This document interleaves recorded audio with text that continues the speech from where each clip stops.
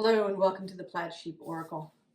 This is going to be a reading for this new moon in Virgo that happens on September 21st, the second eclipse of the eclipse season and the second Virgo new moon happening at about 29 degrees Virgo. The new moon is also opposite Saturn, particularly, and Neptune, where she is. Also trine Pluto, who is at 1 degree of Aquarius. I pulled a card to be sort of a theme card, and I got this really beautiful Holy Renewal.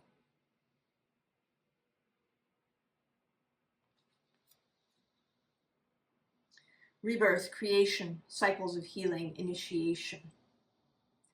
All of that is really beautiful. We'll put that here where we can see it. I have 4 oracle decks, 6 tarot decks pulled, and we'll see how that goes. We're going to start with Aries, and at the end I may do a collective reading. We'll see how it feels. To begin, Aries. Aries.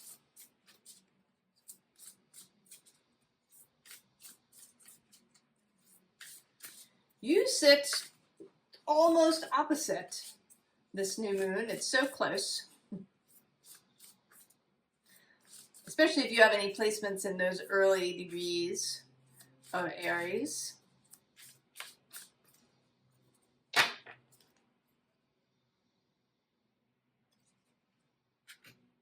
Has been a very Aries period. Oh, the dragon on the bottom.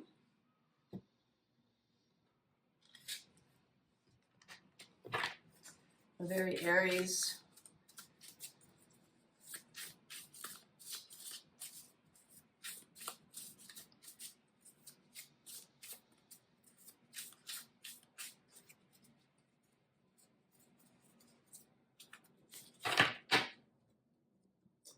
courage. Also very Aries. Rushing out to see the dragon, that's certainly. And not necessarily to kill the dragon. I don't think, that it has to be like that.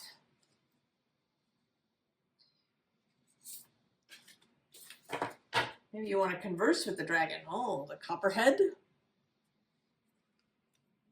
which says deception and bad influences. But might be fears about that. Having a glimpse of copperhead colors in the grass. The sound of a rattle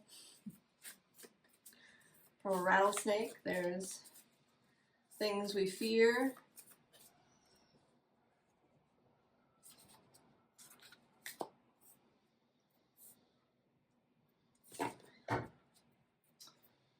Transits with climate.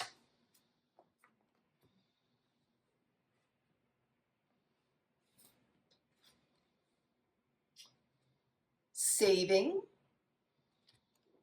Now in this story, the heroine saves someone else from the giant.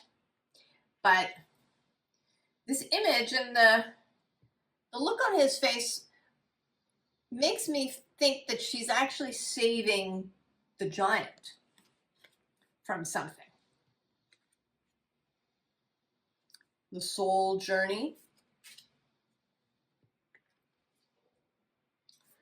The dog, loyalty, belonging. South Node, the past. And this new moon is in the sign of the South Node in Virgo.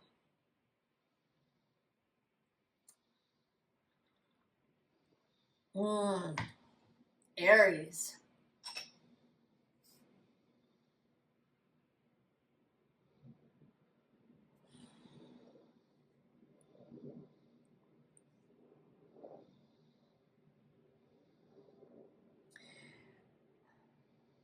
This feels like recovering your élan, your joie de vivre, your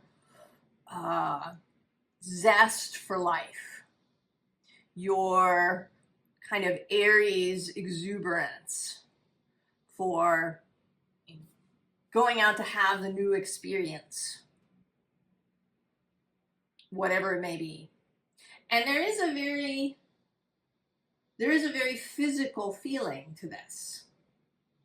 We have this dragon and being out here on this green hill, and the dog. Dogs are, of course, very physical, symbols of the physical, of the tangible, this copperhead, color and form. And even this image in the transits.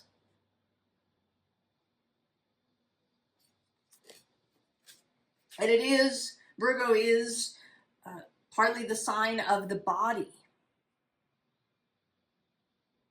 I think awareness of the body more than anything else. This mind-body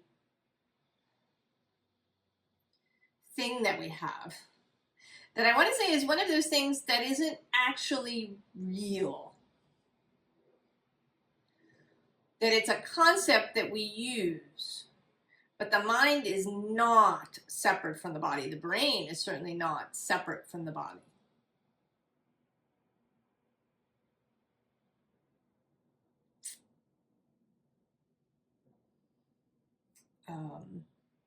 It isn't just a mind-body connection. It is the mind-body.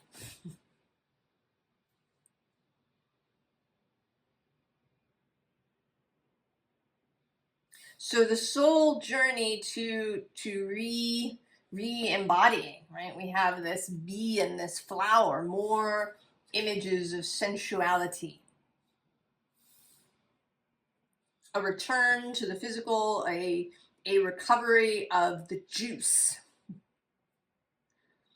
of life. Maybe even a recovery of imagination. You know, we are now in this very literalist space in the modern world. Everything is very literal. The idea of metaphor and imagination and nuance and symbolism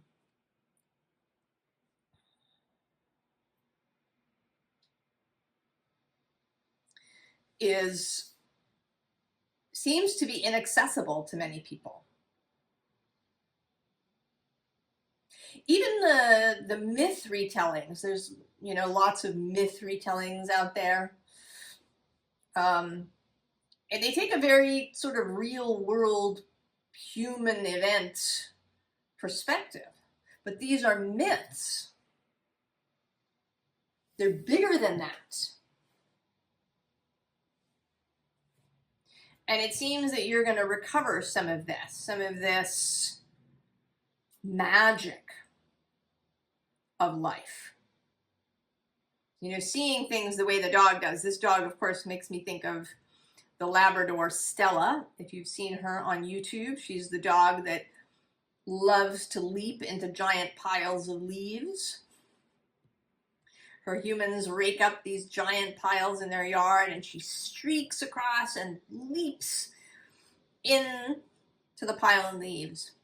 There's a few videos too of the summer where she leaps into water with the same level of exuberance. And I think you're going to recover this, Pisces.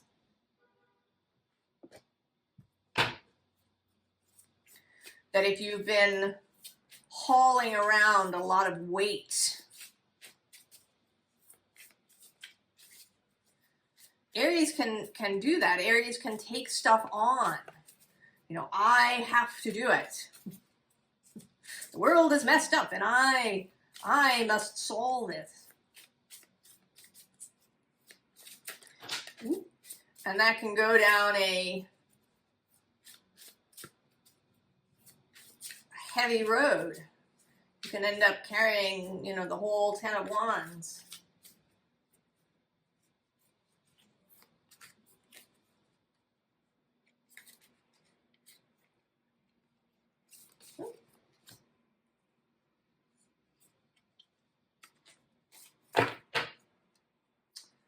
Oh, interesting.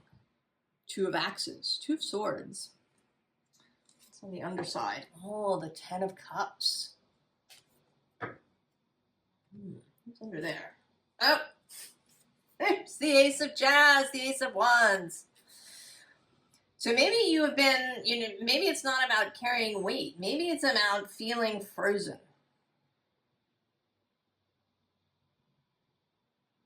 Not knowing what to do next. Oh, Two of Jazz. The Ace of Blues. The Knight of Blues. And the King of Jazz. Yeah.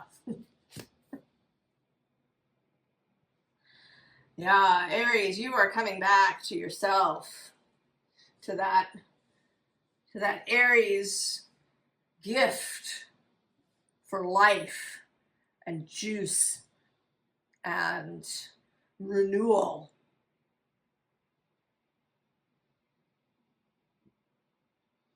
That if you lost your zing, you lost your feeling of inspiration, you've been just sitting there.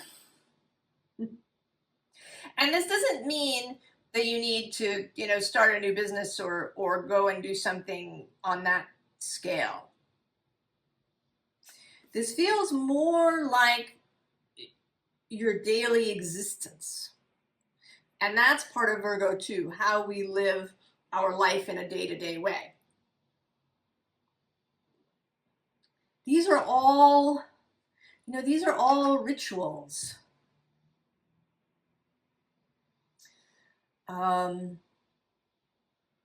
You know, sometimes, I don't know if you've ever seen, there's pictures or videos of monasteries, and there's spots in the flagstones that are worn down from the feet of the monks passing in the same place every day.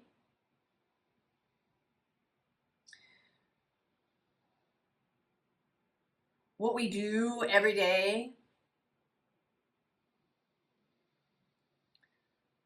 how we live that life translates out.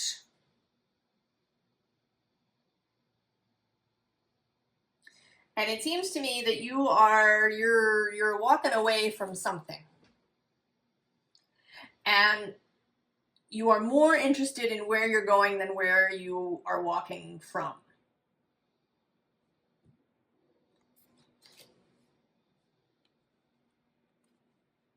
You're interested in this Ace of Cups, this holy grail within yourself, this juice, this vitality, this ambrosia. Finding your heart again, finding your joy again.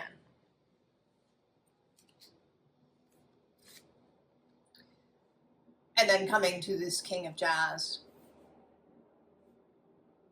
the King of Wands. Fire in its final expression in the tarot.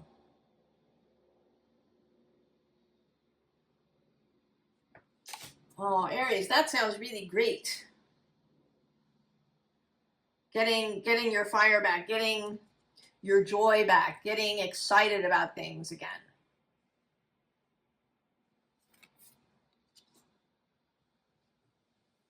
Having optimism about the future. With this idea of jazz and improv. So there's a way in which you walk that same path, right? There are things that you hold on to that maybe give rhythm to your day, that give some structure to your days that are the touchstones for you. You know, maybe having breakfast with your, or dinner, or both with your family. The walks that you take with your dog. But then there's the improv too. The way that things shift and change, the way that you can be spontaneous. You know, maybe it's a Tuesday night, but you know, get a babysitter and you and your spouse go out dancing.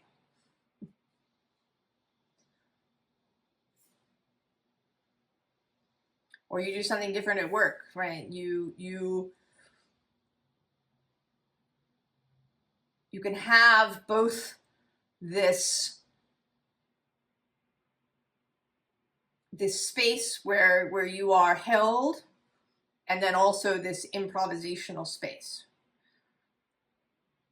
In jazz, of course, you need to really know your instrument. You have to have practiced, done the scales, done all of that stuff. And you continue to do it. And that gives you the freedom for improv. Wynton Marsalis here.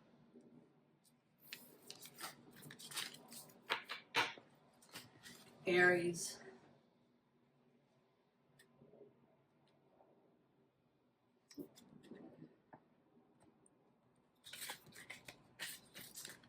That sounds great.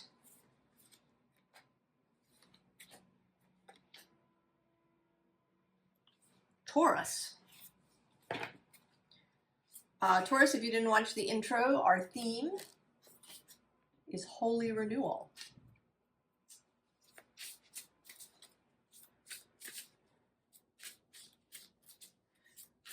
This new moon is trine your sign. Trine. Oh, the shoes.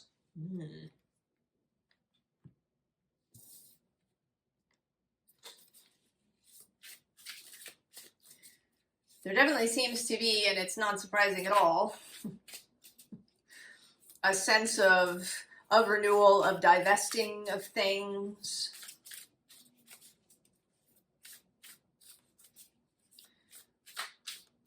Those things that feel particularly imprisoning.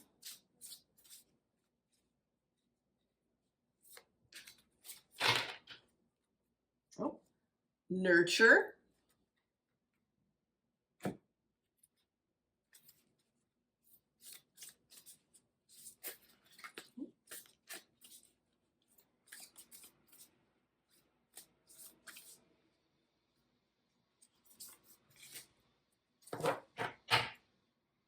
Roots. Influence and support. With that nurture card.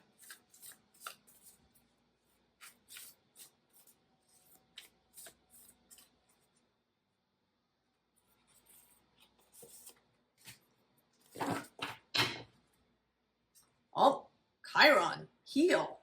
Well, healing, nurturing. The King's Palace.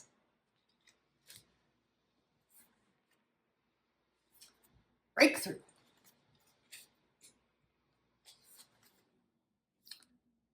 Black coffee. Shadow work, awakening. Oh, transits, climate. This came out over here on the bottom in Aries reading.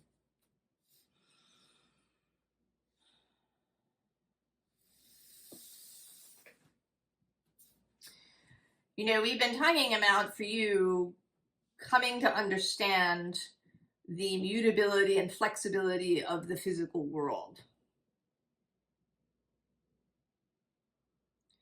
That your power is not limited to physical force and how much you can push or pull.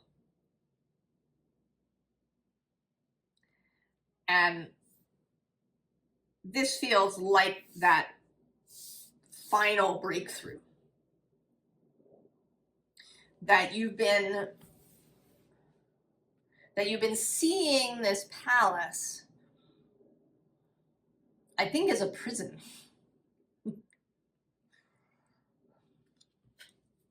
Or as a place of struggle.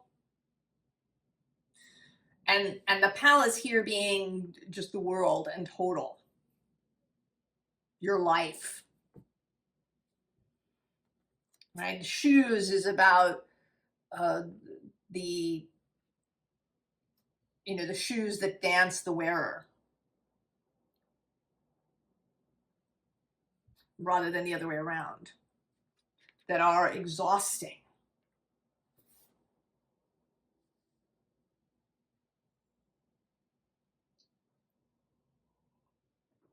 And I sometimes feel that way, that we, in modern life, I think we sometimes think of the past as being very limited. If you lived in 1200 AD, that your choices were very limited in what you could do and what you could be. And nowadays, of course, there's all these varieties of choices. But at the same time, we've actually seemed to have narrowed our lives.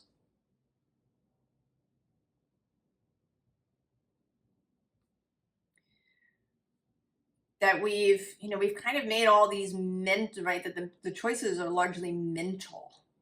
We've really narrowed the physical experience of our lives. The sensual experience of our lives. And the spiritual experience of our lives. And it seems to me that you're breaking out with this breakthrough. Right? You're smashing through the mirror, the two-way glass. Taking the shoes off.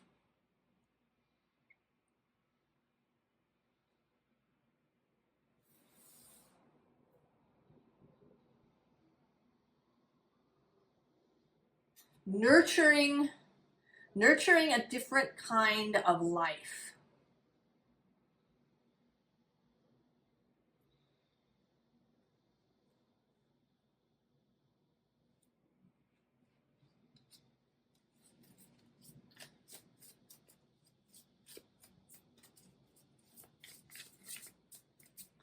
One that is more interesting on a daily basis. I often see these conversations about how our phones are killing us. But I think that it's not that simple. There's a reason. If you think of the phone as addictive, there's a reason. Like every addiction, there's a reason. I know a dozen people. I mean, I actually don't know that many people. I'm kind of a hermity person. But a great many people that I know are not on social media, do not spend hours scrolling on things and on the phone. But they have things that interest them. I know a woman, she's an architect, she teaches, she works in landmark preservation, she writes books. She's not planning on retiring until she can't lift a pencil.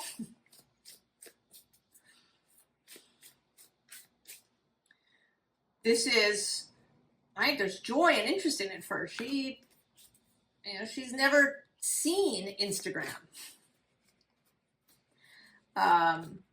So it isn't, it's not just the phone's fault. Oh, and there's the Queen of Branches, Queen of Wands, and the Page of Branches on the bottom. There's a recovery, this holy renewal, this recovery of human life and existence. Page of Tides. The Ten of Branches. The Fool. And the Seven of Stones. Oh.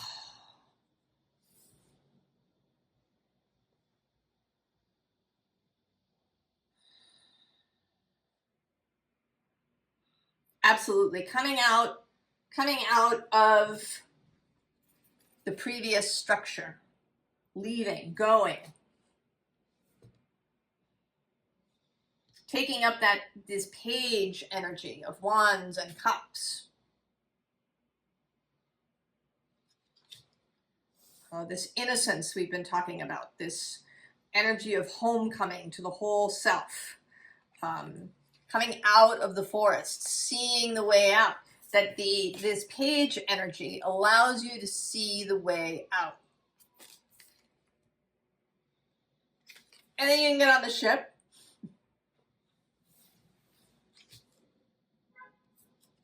And go to this place that's under construction.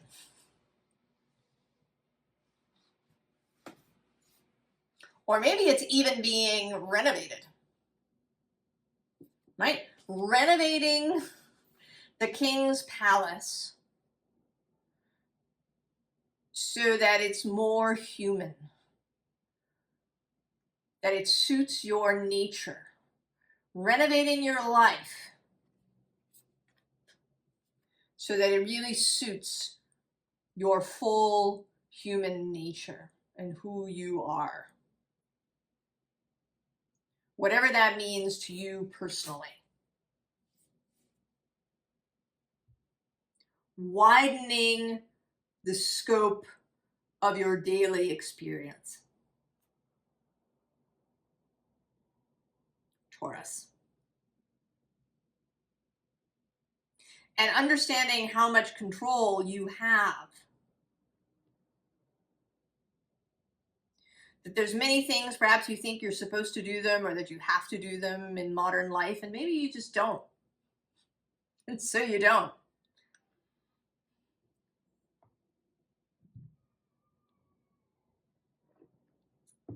Really understanding in a visceral way how your beliefs and your perspective and your energy create your life and how it can be so much more wonderful.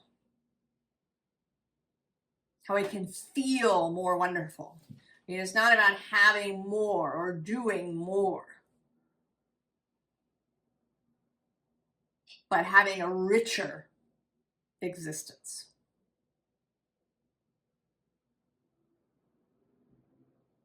It makes me think of sometimes you see those videos of little children, sometimes babies, you know, getting a hearing aid or getting a pair of glasses so they can see, or people getting those glasses that help colorblind people see in color. And it's this, oh, experience, oh my God, who knew? Who knew there were all these colors and there were all these sounds?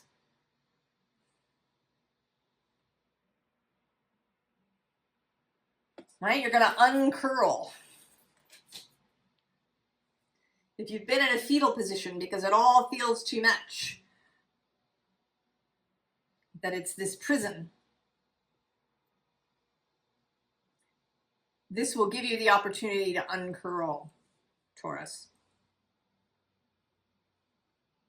And I want to say that there isn't anything specific that you need to do. Just allow it. Be open.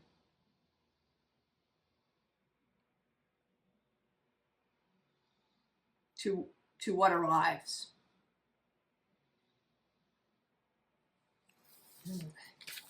This Fool on top here.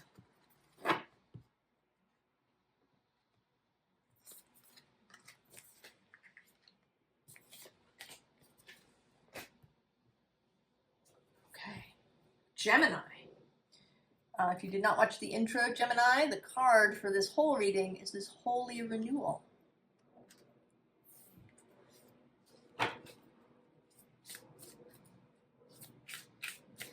which is lovely. I felt so, so pleased when I saw it.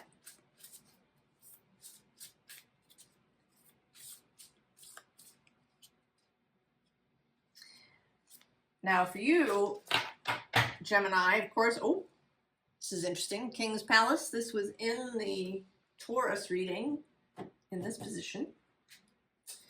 You, of course, share your planetary guide with Virgo and Mercury. He is now in Libra.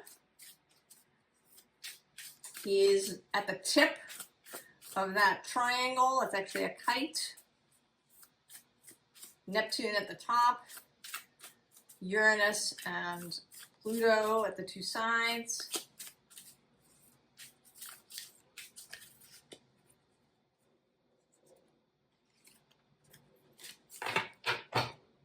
Oh, courage. That came out there in the Aries reading.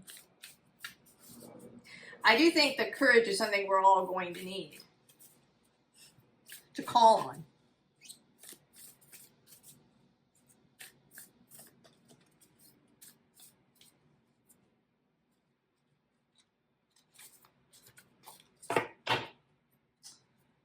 The Crow.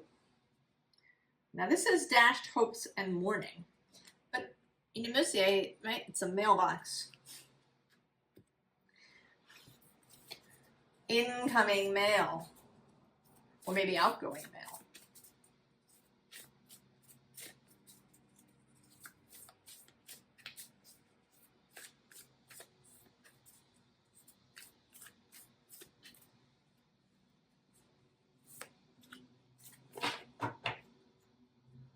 Oh, the 8th house, mystery.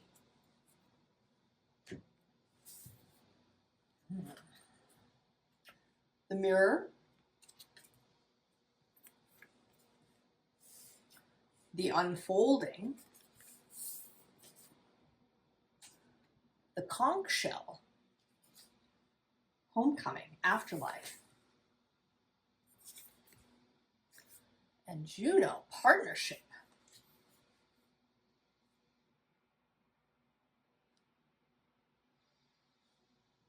Huh.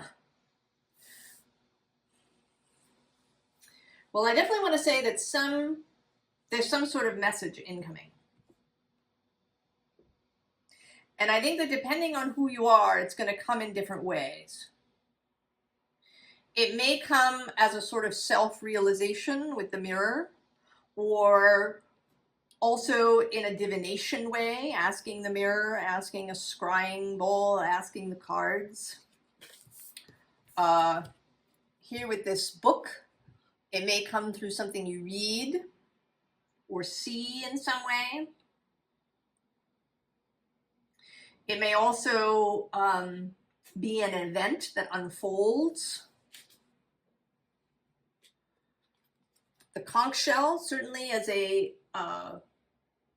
heard message, something that somebody says, something that comes through an auditory download, an overheard conversation, a song that comes into your head or into your place.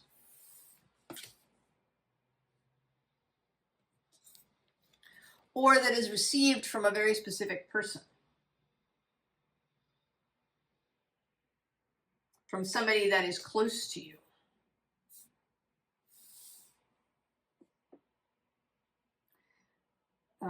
Right? There is this mystery.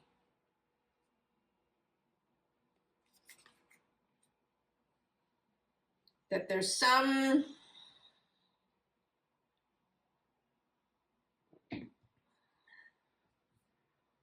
incoming message for you, Gemini.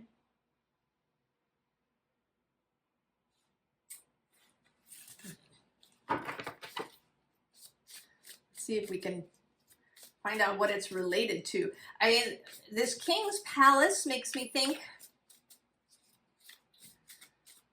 that there's an official flavor to it. It could be a job offer. It could be a marriage proposal or a let's move in together proposal. It could be learning about a house that's for sale, a place, a home. It could be learning that you could move somewhere. Maybe you've been wanting to move somewhere and you get a message that it's possible.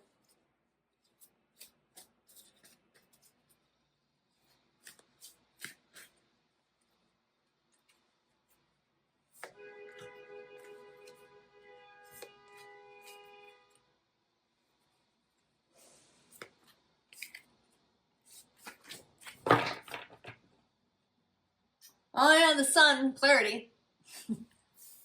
But, you know, with this card, it's not kind of a sudden clarity so much. It may, with this unfolding, it may take time. You may not get the whole thing all at once. And maybe you've been waiting. This 10 of air underneath that. What's on the underside? Oh, the 8 of water. Yeah, they're here too. There's a sense of, where is it? Where is it? When is it coming? Where's the boat? Where's the signal?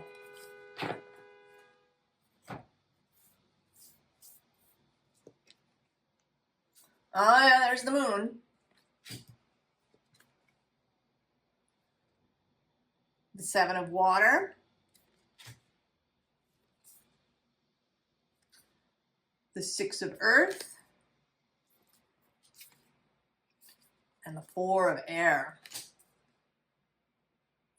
So yes, something that you've been waiting either to hear about or to know.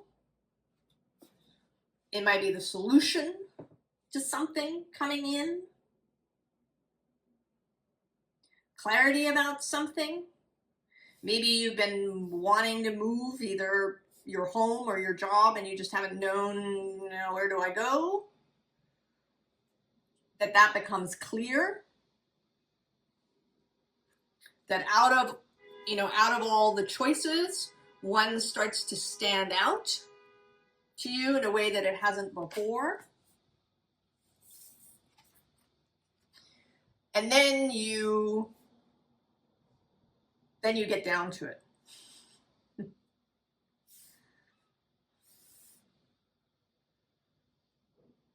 It will become, with the clarity, will come the ability to take action.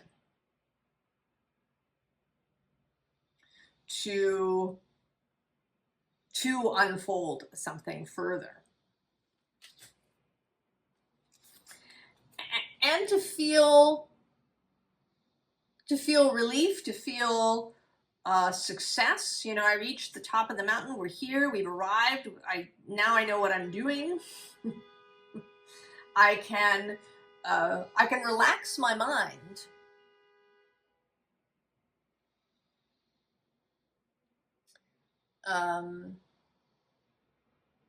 Right, there's someone out there, I don't know if you'll hear it on the finished video, who is leaning on their horn periodically. The sense of impatience. Where is it? And that has created turmoil in your mind. It's created that 3 of Swords feeling in the mind.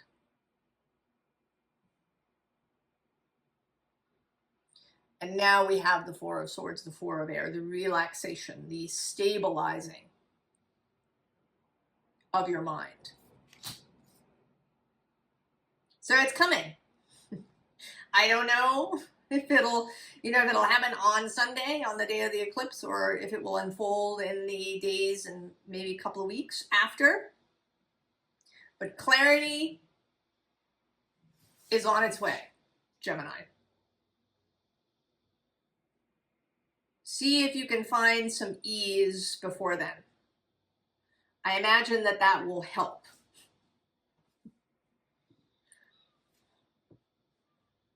That it will at least help you feel better. Also, because it may not all, happen suddenly. It may, come in pieces.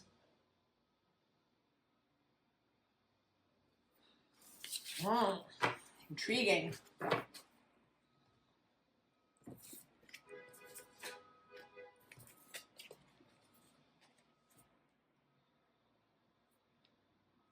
Cancer. The theme card, if you didn't watch the intro, is Holy Renewal. Pretty great.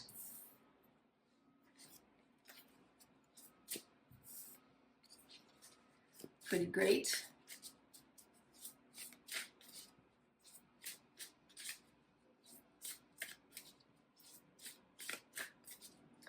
For you, this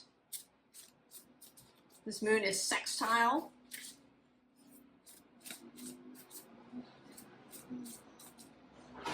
A good working relationship.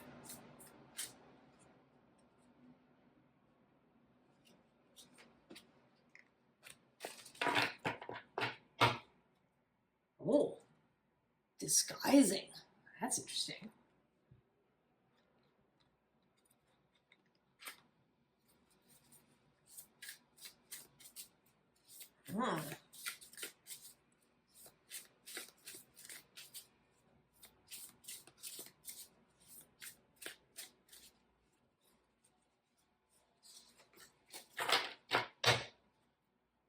Sensuality.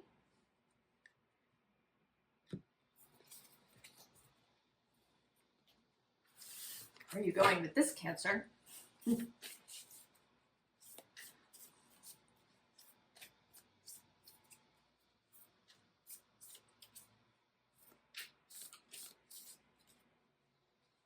is the renewal for you?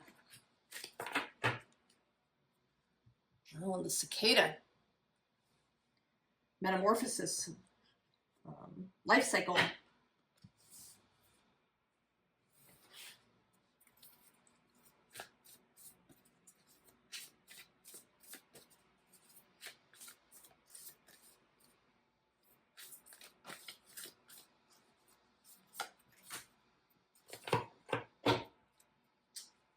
Uranus, change.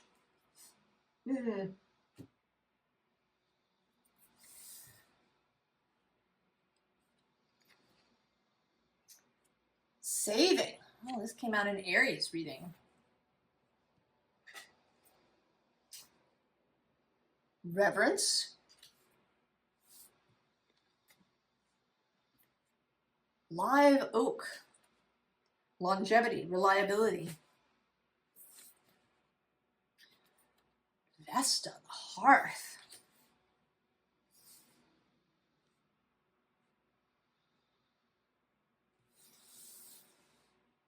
Oh.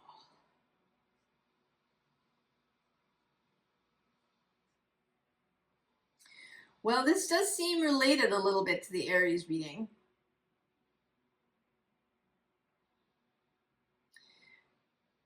It feels like a restoration, a renewal of purpose.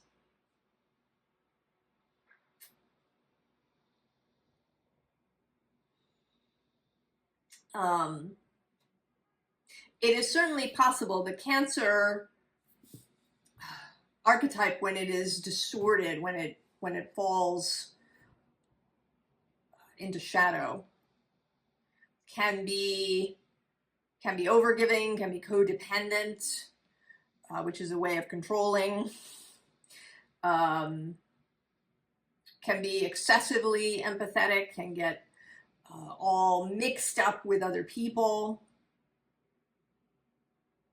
can become exhausted from the empathy. But here there is a restoration of this purpose. You know, that you may have found yourself sort of covering up, you know, wanting to hide yourself because you were feeling too exhausted.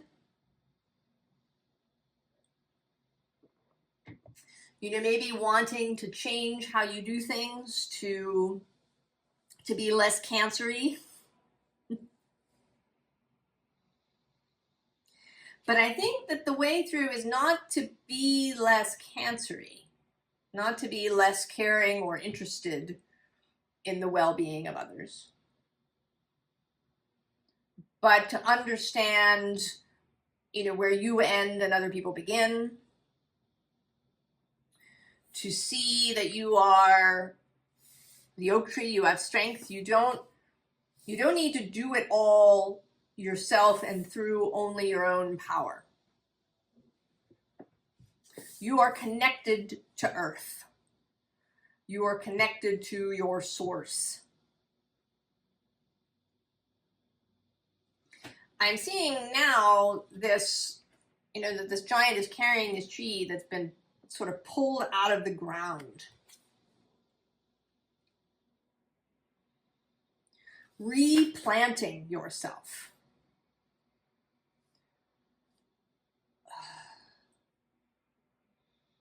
And the reverence being for Earth, for Source, for the source of other people, having a much better recognition of how to help without taking on other people's stuff, how to be of assistance without getting sucked in too far. And that when you see that, when you see that you have access to the strength and vitality and knowledge of Source,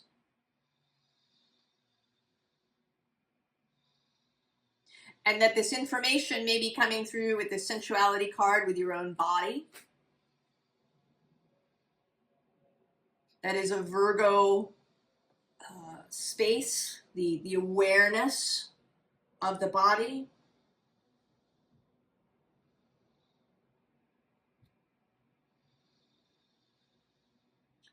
Finding new strength.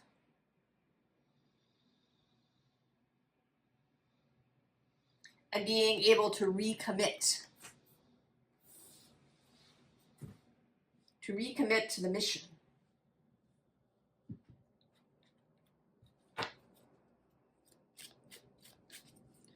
To recommit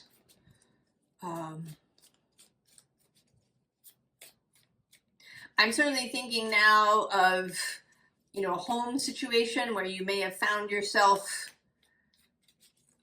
holding everything. You know, the cardinal signs can have this tendency of, I have to do it. If I don't do it, it won't get done right. You know, nobody else is doing it, I have to do it.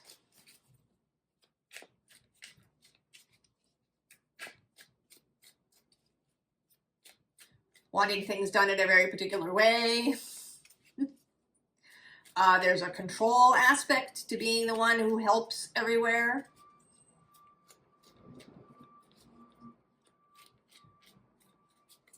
It may have been fulfilling a need.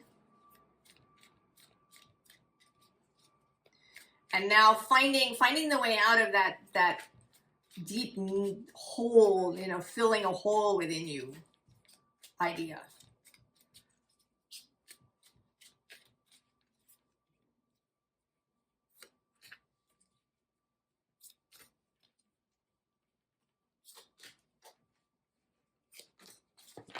And it's interesting, it's the Thoth deck that wanted to come out for you. It was conceived by Aleister Crowley, who talked about magic being change in accordance with the will, but not necessarily, you know, through going and hacking your way through something. Queen of Swords. On the bottom, the Queen of Discernment and Clarity. Who's on the underside? The Wheel of Fortune.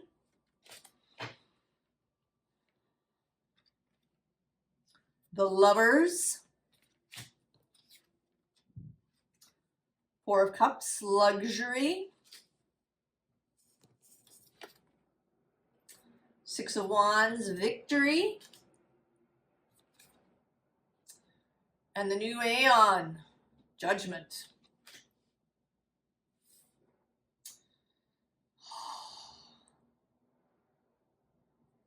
The new Aeon for you, Cancer.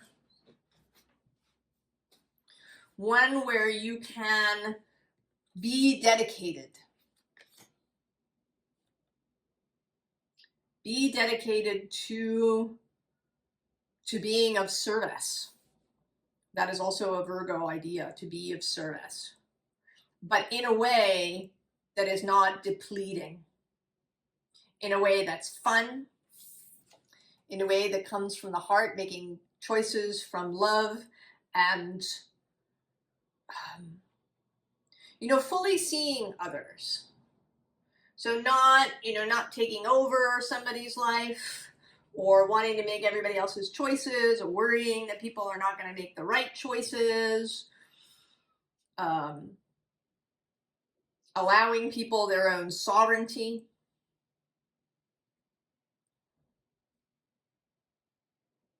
Knowing, right? Really feeling with this Queen of Swords particularly and the Lovers, knowing intuitively, moving more intuitively. So, rather than trying to slog your way through of helping someone, that just the right thing to say at the right moment. Just the right action to take in the right place. That creates a shift. And having a lot of fun while doing it. With this luxury, that this is not meant to be some sort of sacrificial thing where you wear a hair shirt and walk barefoot for miles in order to atone for something or to atone for other people's something.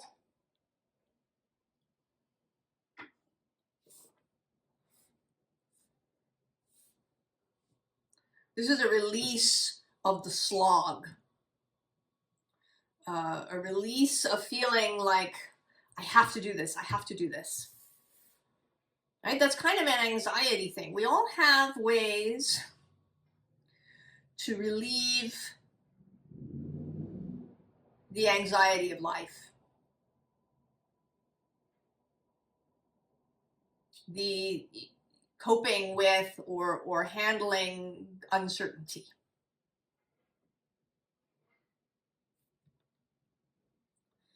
And yours may have been to do all the things. And that you had to do them.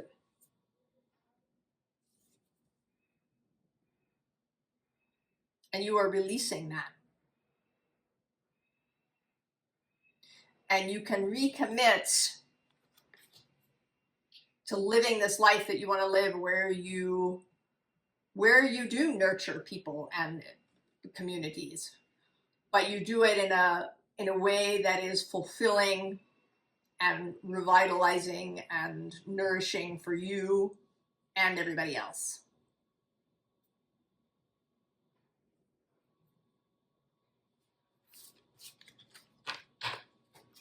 All right. Cancer. Dropping all of the weight. This is clearly a theme. Leo. If you didn't see the intro, Leo, this is the theme card, Holy Renewal.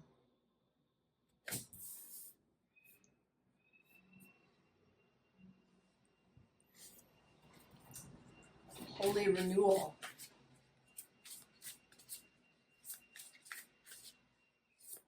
Renewal of the self. So far we've seen renewal of energy and vitality, renewal of understanding, renewal of the mission.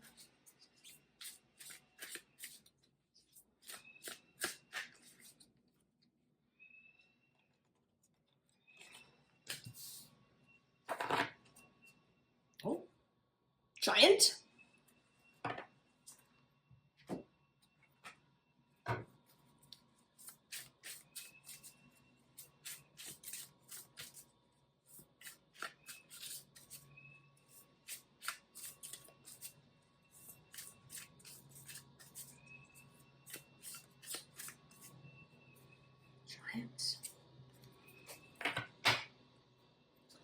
Be wisdom.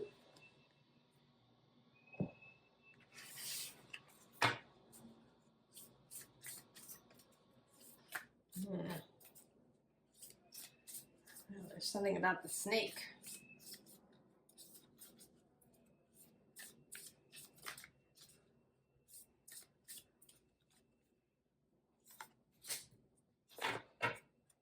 Oh, nest of wasps. Teamwork, order.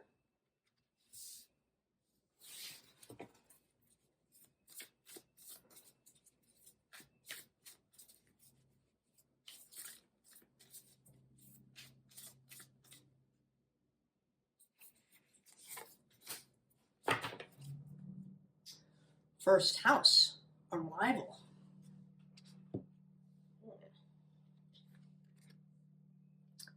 The fairy hill.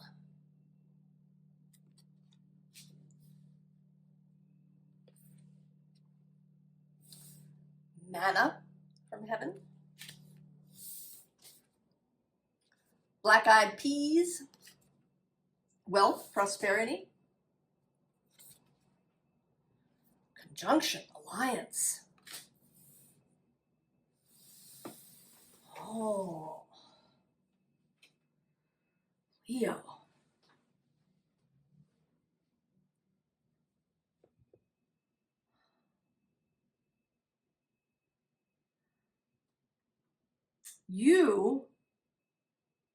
You are allowing others, other people, other energies to kind of to assist you, to maybe even to take over a little bit.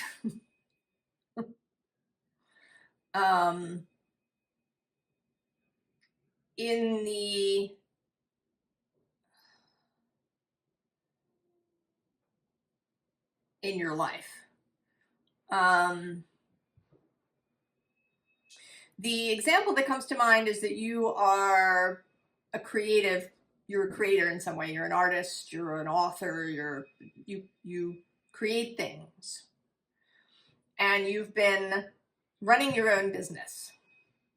But you're not really interested, you're not very good at the administrative parts of things. And now you're going to meet up with somebody who is going to take over that part, somebody who really enjoys that stuff. And they're going to take that burden, because for them it's not a burden. For them, that's the exciting thing.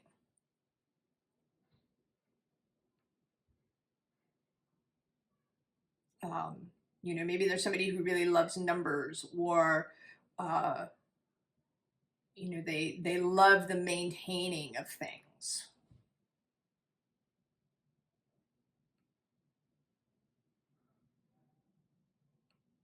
They love to have, you know, kind of in that aspect of Virgo, the creation of a particular kind of order where everything really functions well together. The creation of systems that work.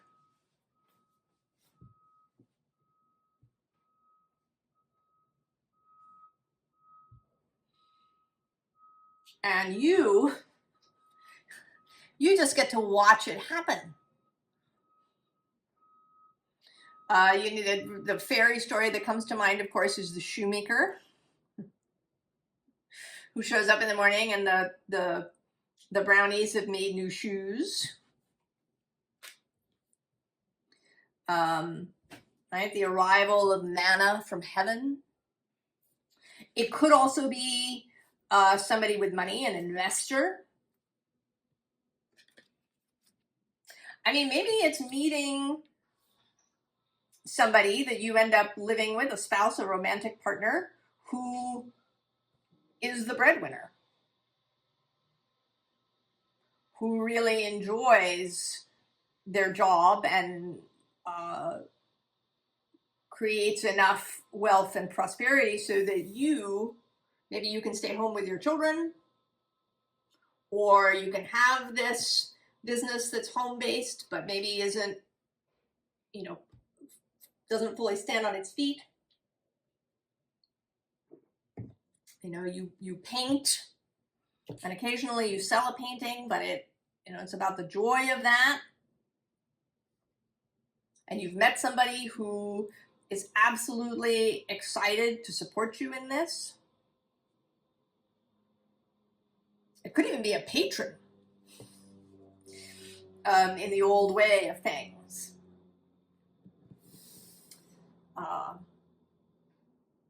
You know, hiring the right team, right? There's some sort of arrival. There's some meeting up with a person or persons where everybody has their own wisdom and it works really well together.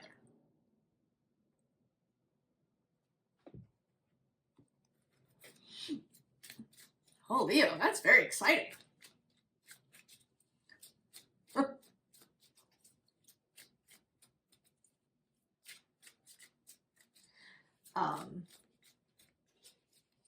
Right? It's a really good fit. I'm thinking now with this giant is making me think a little bit of Shrek.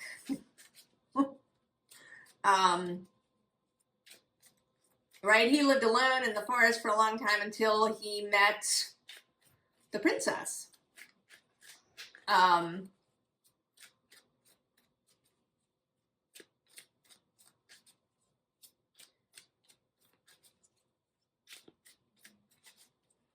And that was, you know, unexpected. They didn't expect to find each other.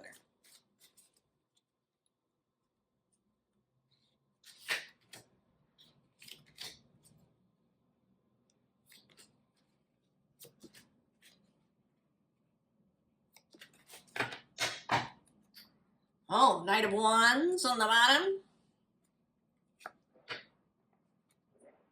Adjustment, justice on the underside.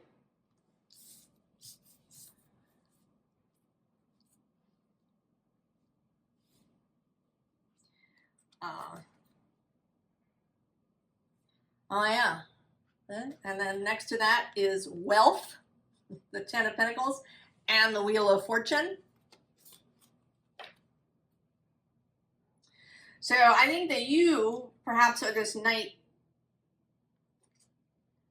of Wands, this blazing creative energy, and then you're meeting up with wealth. We also have the Knight of Swords, the Eight of Wands, swiftness, Five of Swords, defeat, Four of Cups, luxury, and then the Prince of Swords.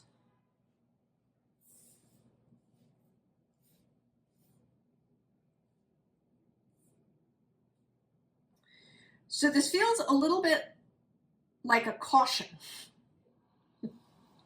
that this energy is going to come in fast.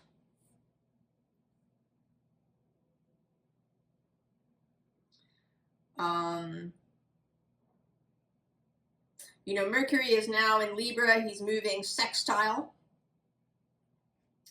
to your sign.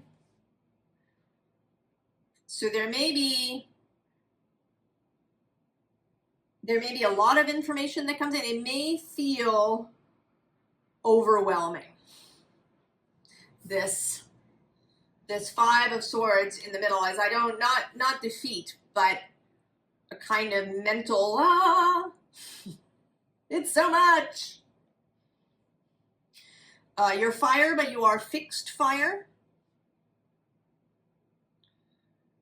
Fast movement, things just rushing in, maybe a little uncomfortable.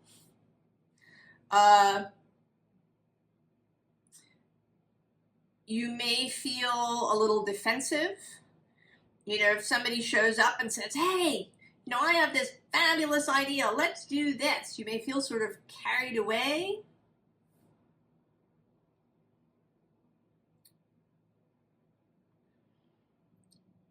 But this reading wants to reassure you, right? You're headed for this lovely luxury. And we do move from the Knight of Swords, who is very speedy. In this deck, the knights sit in the king position. There's no king in this deck. And then there's the Prince of Swords, who's in this chariot. So there is, right, there's a working together that happens. Whoever this person or people are, they're not here to take over your life. There may just be a moment when you feel a little, right, it's happening too fast.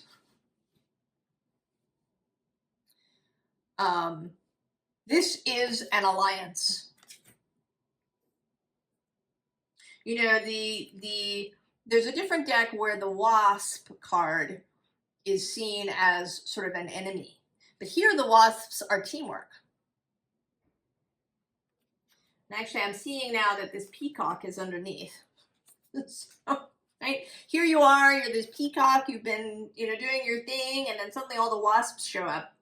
And they've got these great ideas, but they're buzzing around your face, and oh my God. But you're not going to get stung. This fast-moving wealth is absolutely here to help you to be in alliance with you. And if it feels really big, the giant coming over the horizon, oh my God.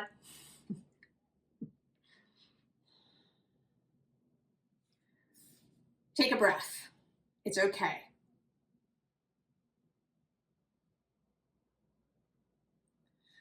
I kind of want a little more advice for you than that.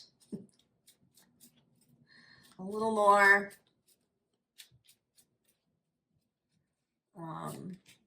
Of course, take a pause when you need to. Speak your mind. You don't need to be silent. Oh yeah, see, it's the Knight of Cups. What do we have? Oh, Ace of Swords. The World.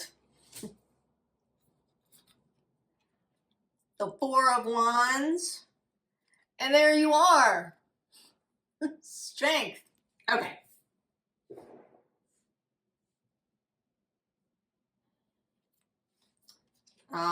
And there's Justice on the underside. So be confident. Know who you are. Know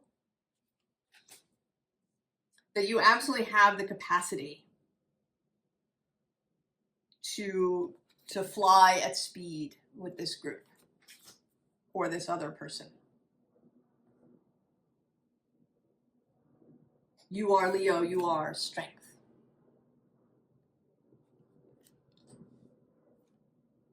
And I think with this Four of Wands, to lean into fun. To lean into fun.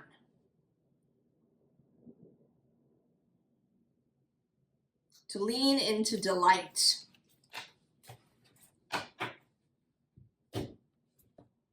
When this energy arrives. Leo, very exciting.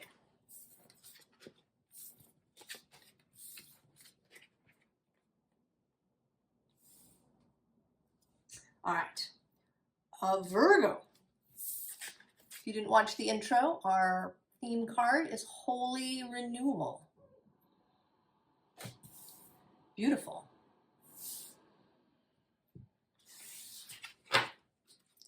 It's been interesting. Lots of interesting messages. Some things renewing, some things beginning.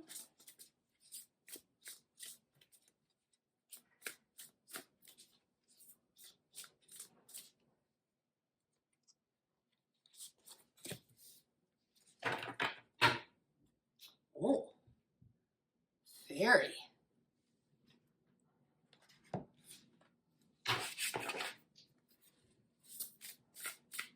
Another bit of Lord of the Rings elf vibes going on.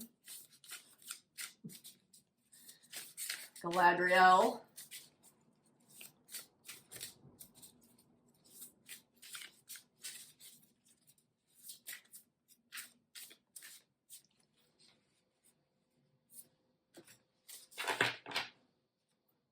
Oh, greed. That's interesting.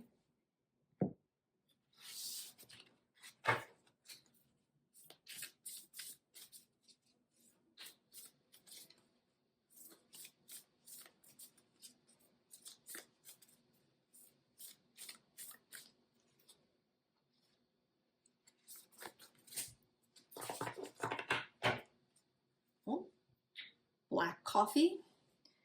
Shadow work and awakening. Well, not surprising with the South Node moving through your sign.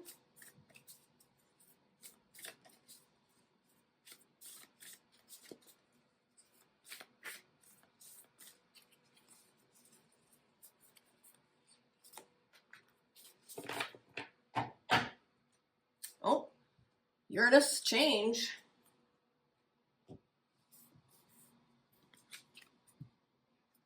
Key.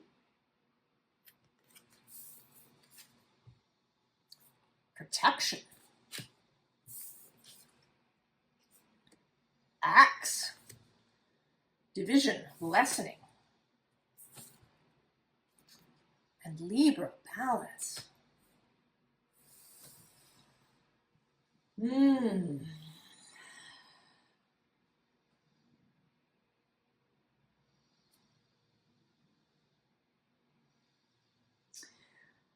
I want to say, Virgo, that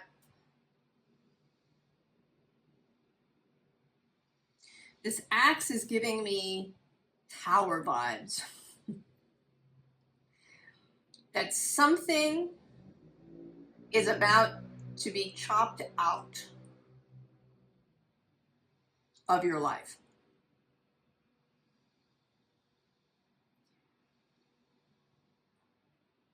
But that you do not need to be afraid.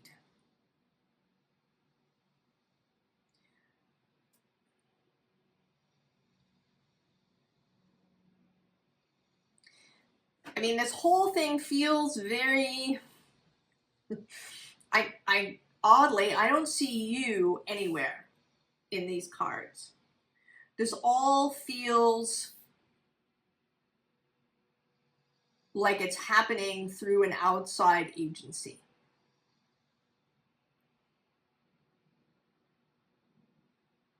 That the key is going to be turned in the lock. This will precipitate whatever this cutting out is, but that there is protection. This is not, it may feel really big. The obvious example is you get fired or laid off. It may, of course, not be that, but that's kind of an example.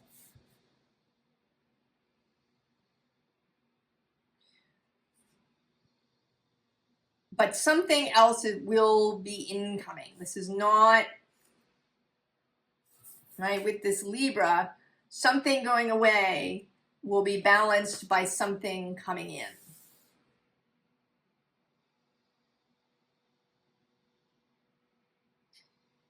And that if you have,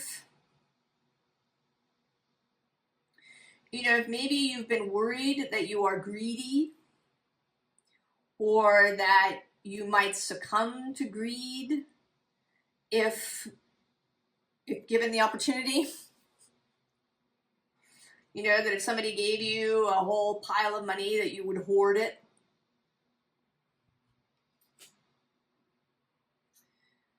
If you're really, if you have a tendency to focus on the shadow, I think with this fairy here, there's a suggestion, a request, an invitation to be optimistic, to be happy, to see whatever this is that's about to happen in the best possible way.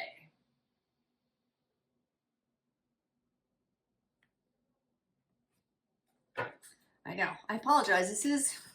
It's rather vague, Virgo. I know you don't like vagueness. Oh, see, the Judgment card just fell out. Judgment is something that is not in your control. Things are moving, or at least not in your conscious human, physically focused control. Your soul may be all over this.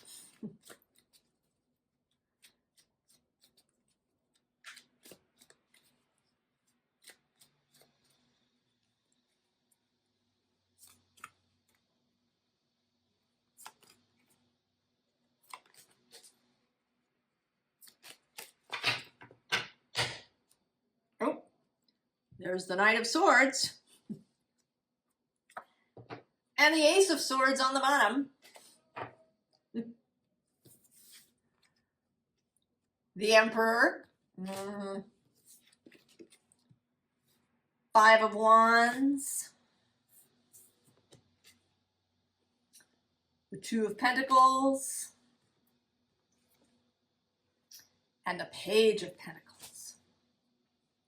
So out of here, the one that is you is this Page. In fact, I sort of want to, I feel like I want to separate you. The Emperor, this major arcana energy, is acting. This particular Five of Wands is, for me, the quantum space, right? All of those foxes, the superposition, the quantum wave before it collapses. This feels a bit like the buffering circle. Please hold for production. And then there's you. Right? Your job here now is just to be still and to wait. And to be open, to be prepared to learning new things, to be willing to not have preconceived notions about things, to not be sure that you know what's going to happen, to believe in the impossible.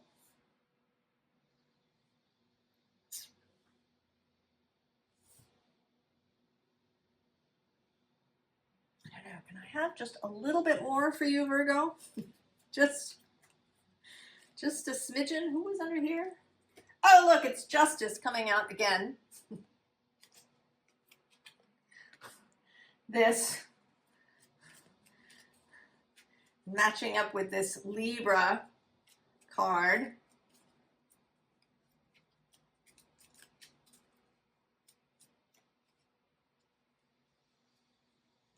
I want to say that you've done all the things.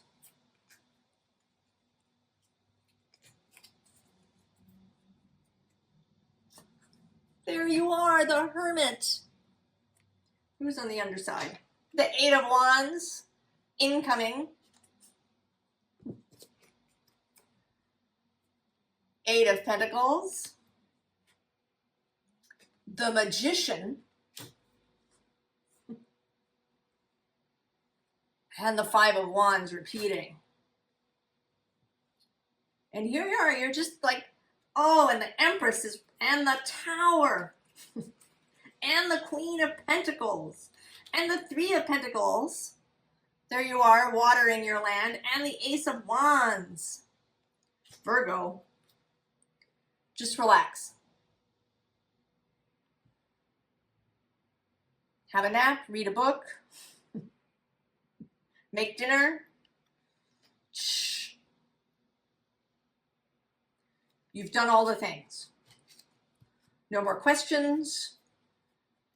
No more perseverating or worrying. Just relax. It is coming. It's out of your control when and how it happens. So focus just on those, right? Chop wood, carry water. Virgo. Because the axe is going to do its job.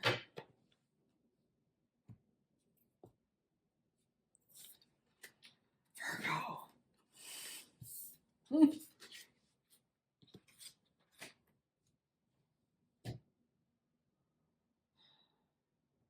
Libra. If you didn't watch the intro, our theme is Holy Renewal. Very beautiful.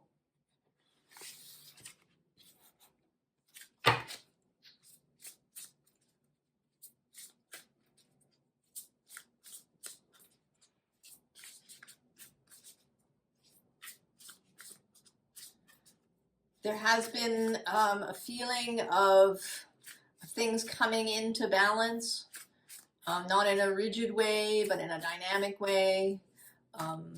The order of nature, order out of chaos, but again, not in a rigid way.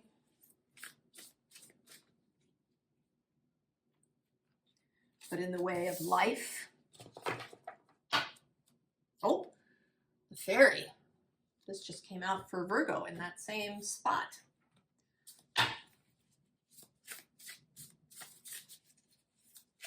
Libra did come out in the Virgo reading as well, the Libra card. Maybe you are connected to a Virgo, or just because you're right next door there. Virgo's planet Mercury is moving through your sign, is quite close. Will be within 5 or 6 degrees of the new moon. Venus moves into Virgo today when I record this.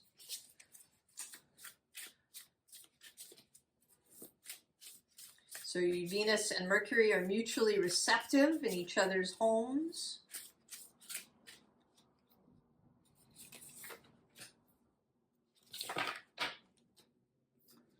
Ancestry.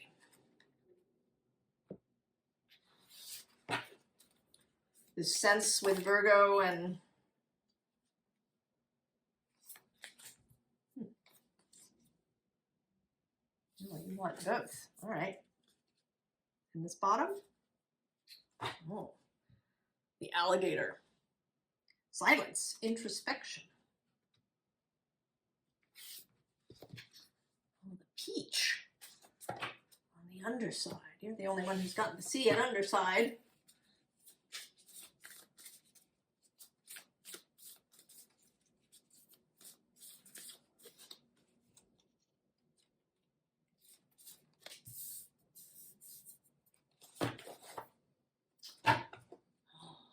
Vesta, the hearth. This came out in Cancer's reading in here. Stepmother.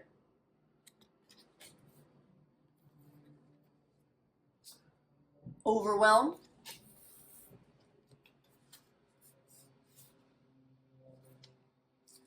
Blue moon. Second chances, magic.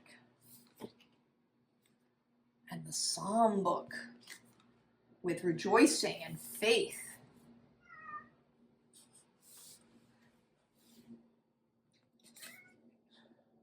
Oh, Uranus, change.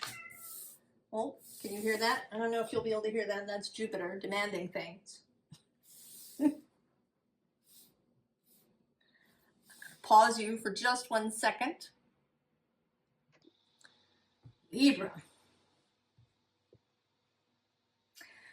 I think you're about to realize something. That you're going to have a revelation about yourself. Right? This seeing of yourself. I think you're going to see, in a way maybe that you've never had before, the soul self, this fairy self.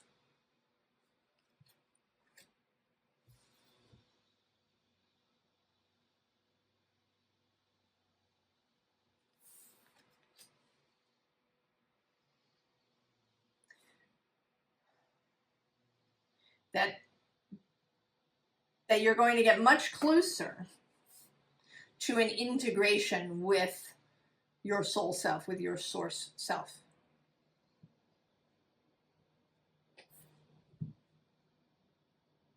This is not looking so much like overwhelm as it is a blending. And also an understanding of both the complexity and the order of things.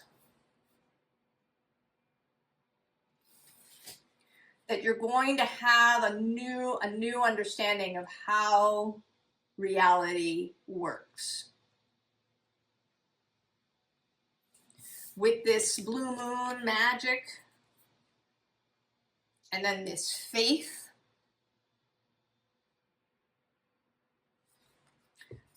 and that you're going to have faith in this understanding.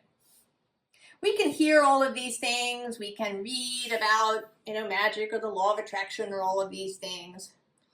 But we may not really fully believe them.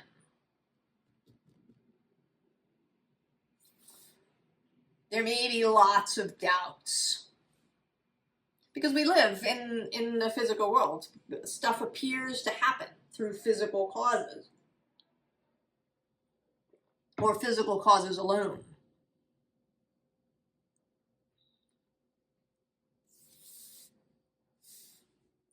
But it seems like, maybe it's this mutual receptivity that you've got going with Venus and Mercury. That this conversation is really clear. That you see something, understand your beingness with this DNA.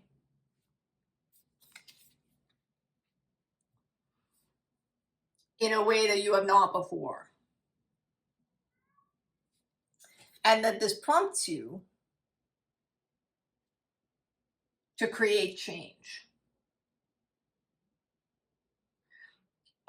Virgo actually had this message of just wait, change is coming. But you, I think, are going to initiate the change.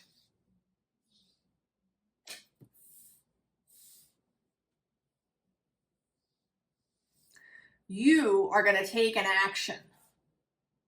And it might be a magical action. You cast a spell, you do whatever you do. Or it's, actually physical action. You go and do something.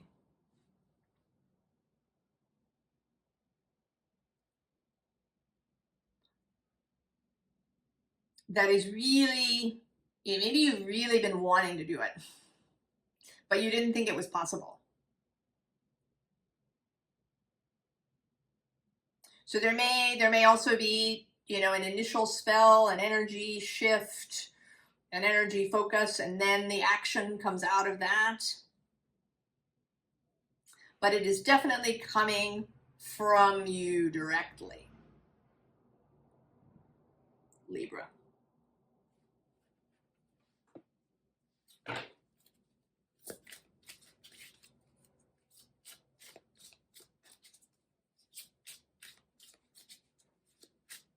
That you know yourself to be someone who can create this kind of change in your own life.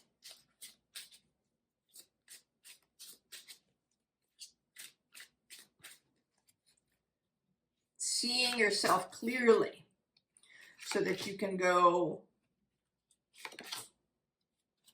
and do it.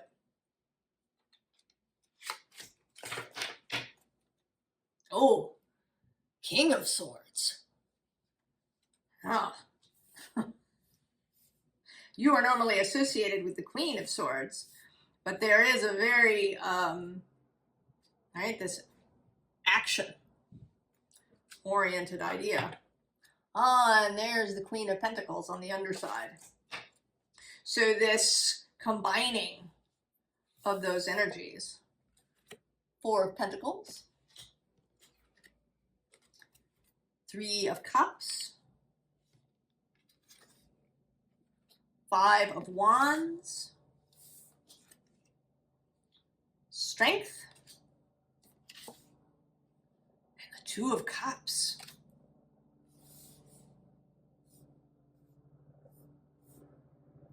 So maybe you have been sitting in this 4 of Pentacles energy, this feeling that,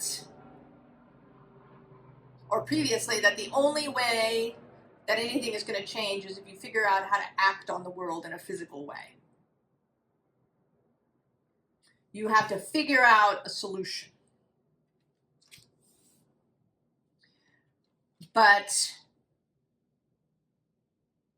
your soul has been wanting to get your attention. Wanting to introduce you to your whole self. And to do it through fun, through celebration. That this is not meant to be onerous or some sort of, assignment that you have to do. Today she's actually looking a bit like she's doing performance art.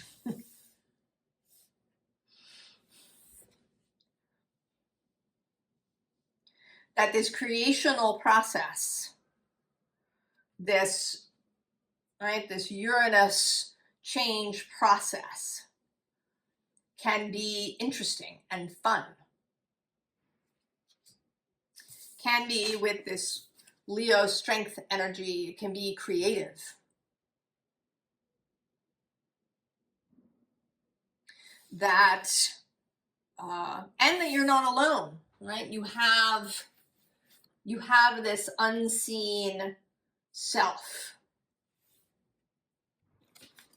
right? This self, the fairy self, the soul self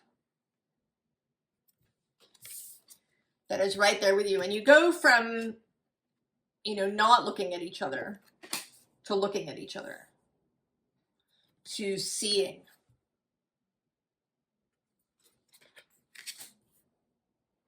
Who's under here? Oh yeah, see, there you are, dancing together in the 10 of Pentacles. Having, gotten everything that you want, or reveling in the process of all these pentacles.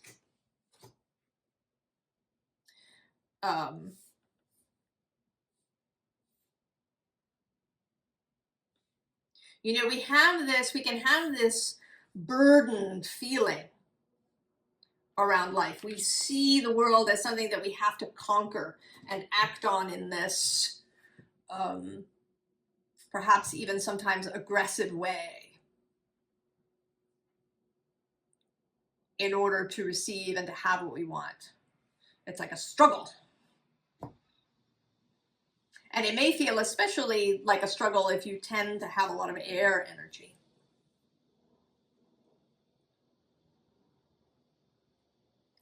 But now there's an understanding that you don't have to struggle in that way.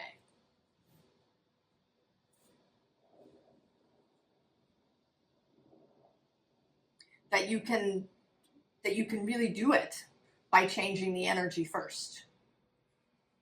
And then there isn't a struggle, then it's just play.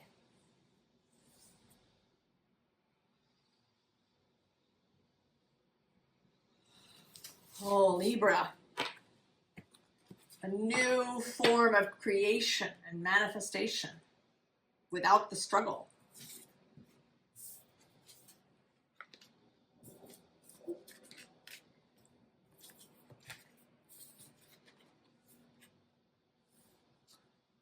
Scorpio. If you didn't watch the intro, our theme is Holy Renewal.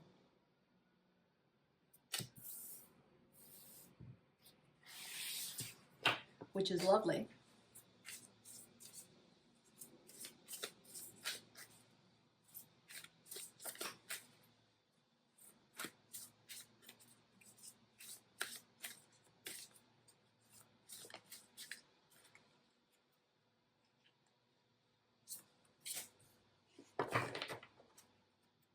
Oh, stepmother, this was in Libra's reading in this position.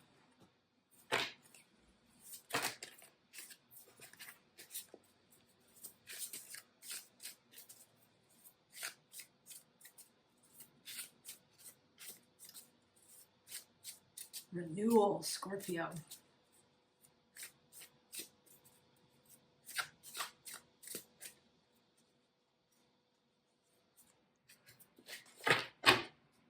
Oh, greed.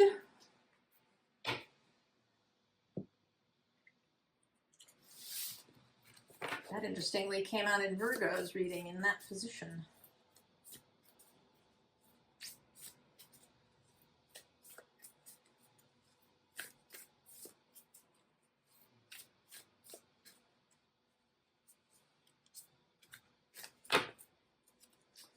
Oh, the Crystal Grotto. Energy, Cosmos.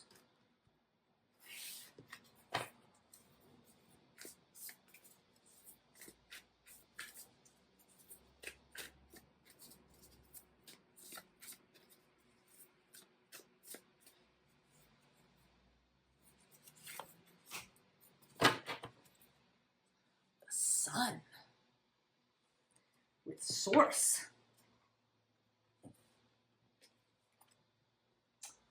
Nettle.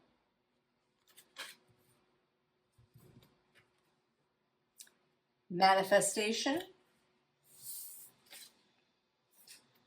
The Cicada. Metamorphosis. Life Cycle. Oh, and Leo. Shine. It's kind of a double sun.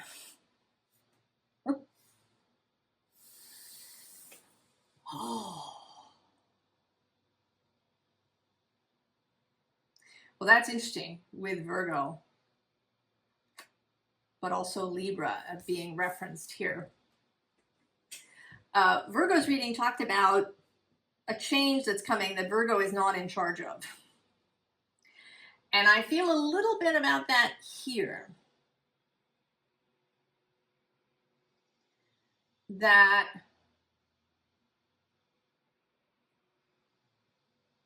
you have been engaged in your life in doing something, and unbeknownst to you, it's been creating a metamorphosis.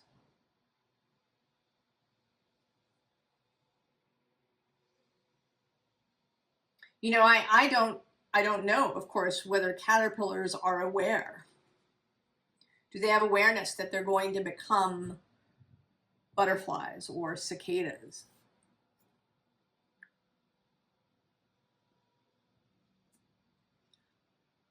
But you, as the caterpillar, have not been aware that what you've been doing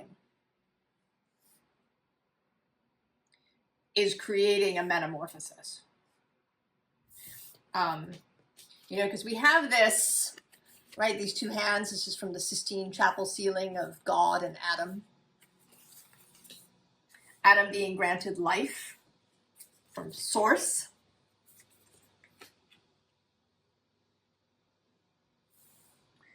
So there's you, and then there is Source. And there is the coming together of these two things.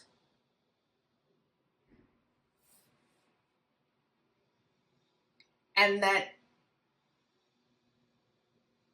you haven't been entirely aware of all the ways that what you've been doing are going to come together.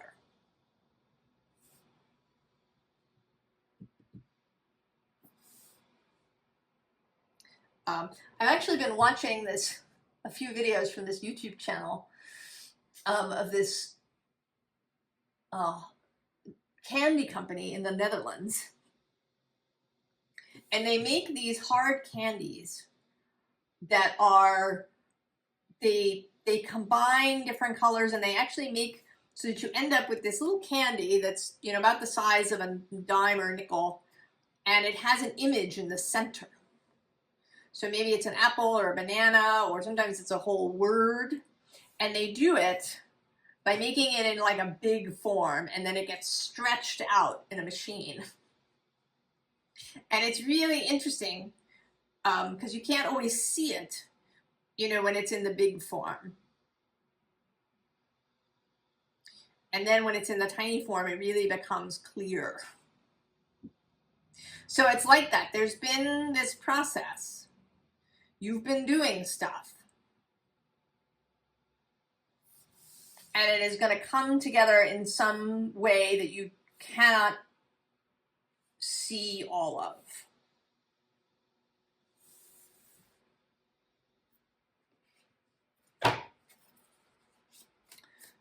I want to say that, you know, if you've been doing sort of spiritual practices and studies and things, that is part of it, but that so is, you know, that job that you have working in a cubicle that you can't stand.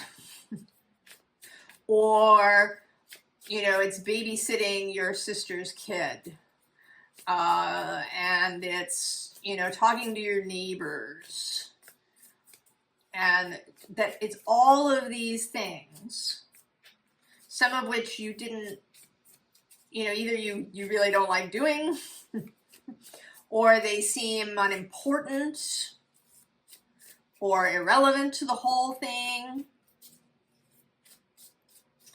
Maybe they feel like grunt work, but they all have purpose here. And I want to say that you're not encouraged to try and figure it all out.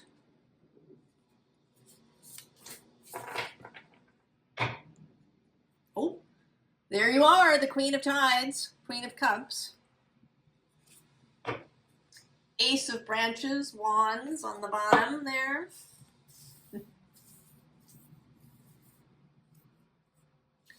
And so here with this image, I want to say, oh, look at that. The moon is right below. There's a mystery. I want to say that you are both a ship out there going towards the lighthouse, as well as the lighthouse itself.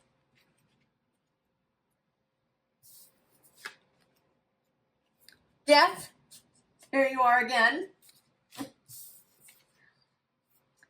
Five of Stones, Five of Tides, Five of Branches, oh my goodness, and then 10 of Stones.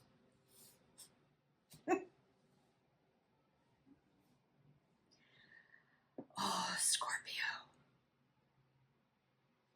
Well, there's change. I mean, 3 out of 4 fives. We have Pentacles, Cups, and Wands.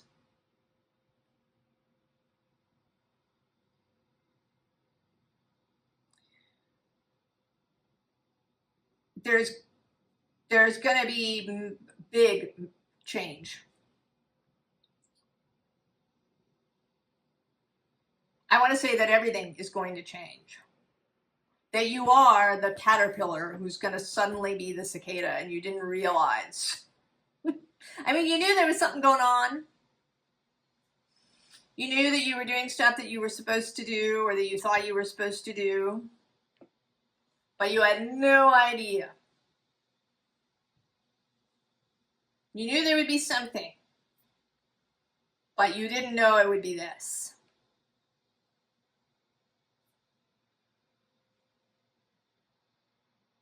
It actually feels a little bit with this that you know, maybe you thought, in fact, you were going to be a cicada, but you're actually a lion. Right? You were the caterpillar, you had this idea, you were going to transform and be the cicada, and that was kind of cool. But in fact, you become the lion. It is really far. I mean, this actually is a 5 card, as is the cicada. 23, 2 and 3 are 5.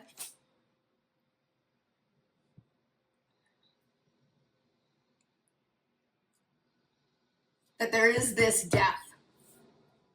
And then there's a bunch of change.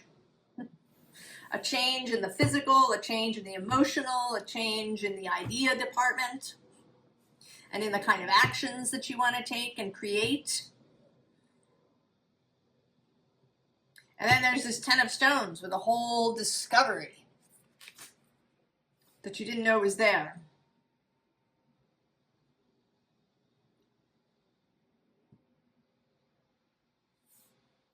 And I also want to say, you know, with this greed card a little bit, I think that it's partly to reference Virgo, and partly that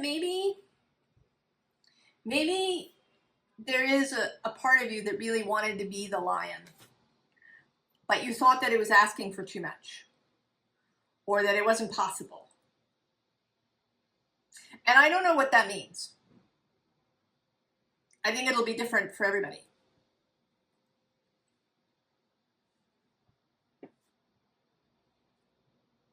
What this means. What it means to be the lion.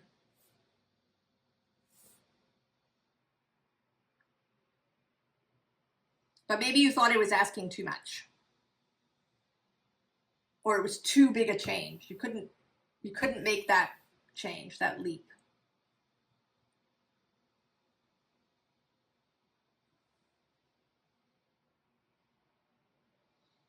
But it is absolutely possible.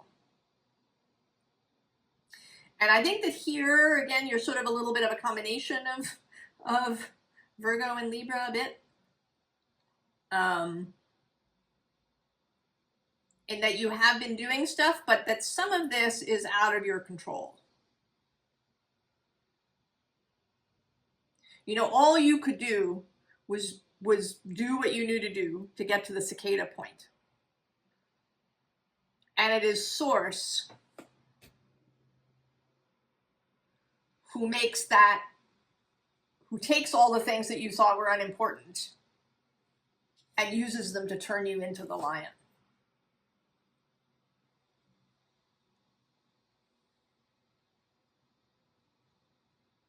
Mars is soon going to enter your sign, and that is where he's at home. That may trigger something for you, possibly.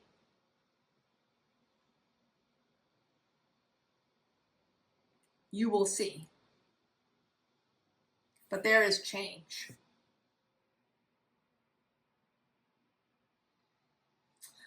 Scorpio, all the 5s almost.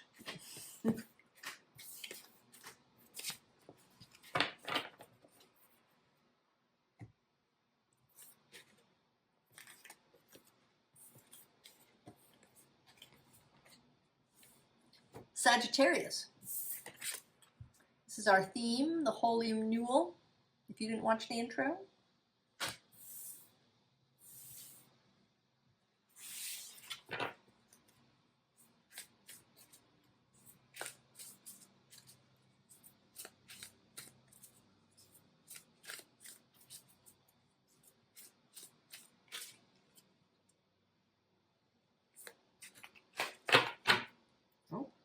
Oh, the smithy.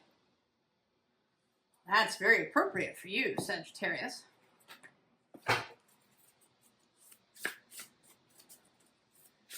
Creational space.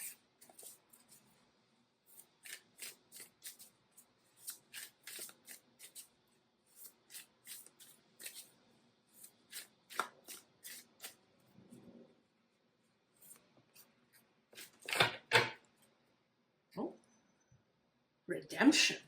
Oh, that's interesting. Do you feel like you need to be redeemed in some way, Sagittarius?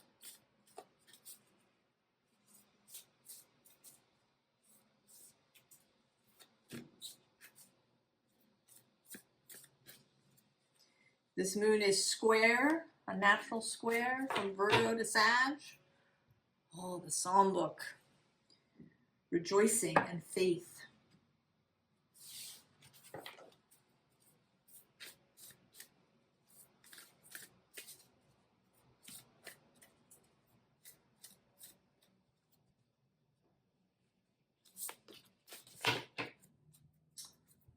Pluto, rebirth. Well, he, on the other hand, is moving sextile to your sign. The Mirror. Quintessence. The Bottle Tree. Mediation, intercession. Solar calm, clarify. Sagittarius.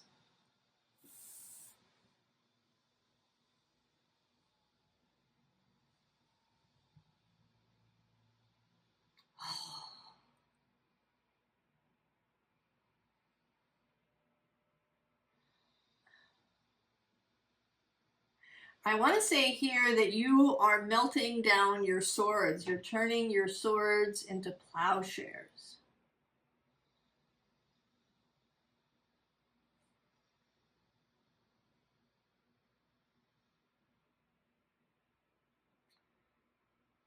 If you have spent some time feeling like you were in a battle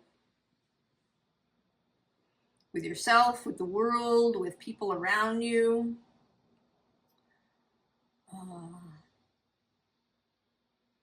if there was something that you needed to overcome, you know, maybe it's even overcome your own, you know, what you think of as your own shortcomings. Under this redemption, we do have subconscious, also compassion, and ancestry. So it may be a family-related thing, possibly.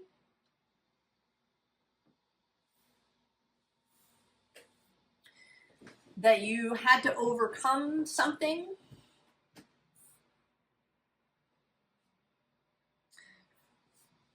That there was something you had to answer for. There was something that had to be redeemed.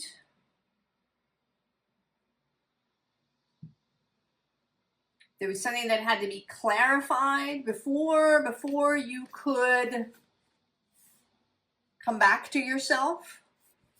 That there was some mission that you had to accomplish, perhaps, before you could rest, before you could be successful.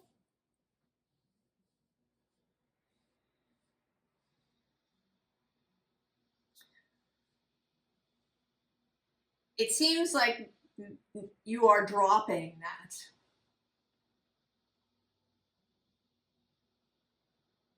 That you are finding a sense of peace. You know, the bottle tree is used to trap mischievous spirits so they won't cause trouble.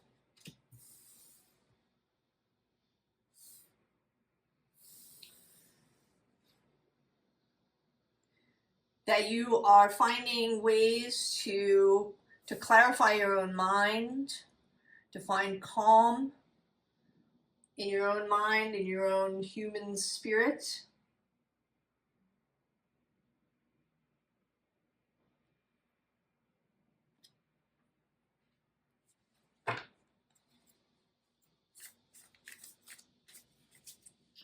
That if you've been fighting your way through things,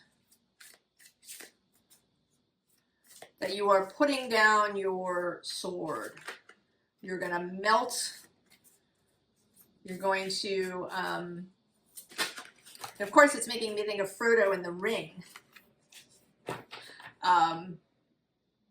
You know, he has this responsibility that wasn't really his. You know, it was Bilbo who found the ring and then passed it on to him.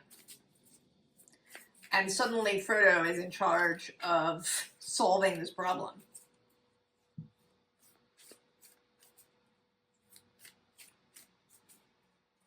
And maybe you're discovering that you don't have to. or that what you thought was going to be this long, arduous journey to Mount Doom is unnecessary.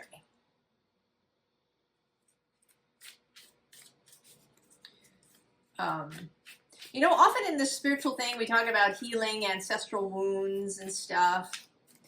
And I can absolutely see how this can feel really beautiful, but it can also turn into a giant burden that I think is actually not yours to carry. I think the only thing you need to do is to not carry it on. The only healing you have to do is what is yours, so that you don't perpetuate whatever the thing was. But you are not beholden, responsible to, in debt to, or anything to your ancestors. That is my opinion.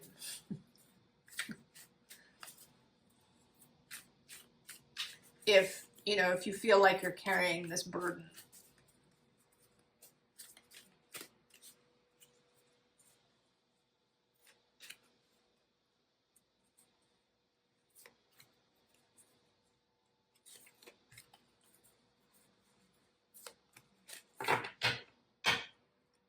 Oh yeah, 6 of Jazz, Jupiter in Leo, and the Ace of Roots, Ace of Pentacles on the underside.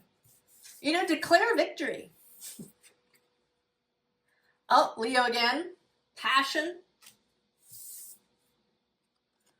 the King of Roots, the 9 of Axes, that's the 9 of Swords. And there he is again, the King of Jazz.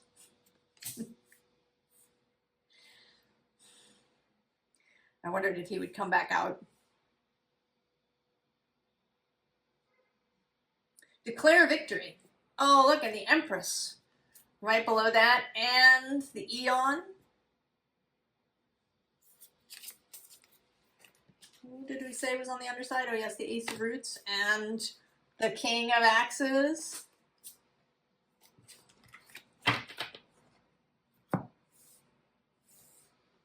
Declare victory, Sag.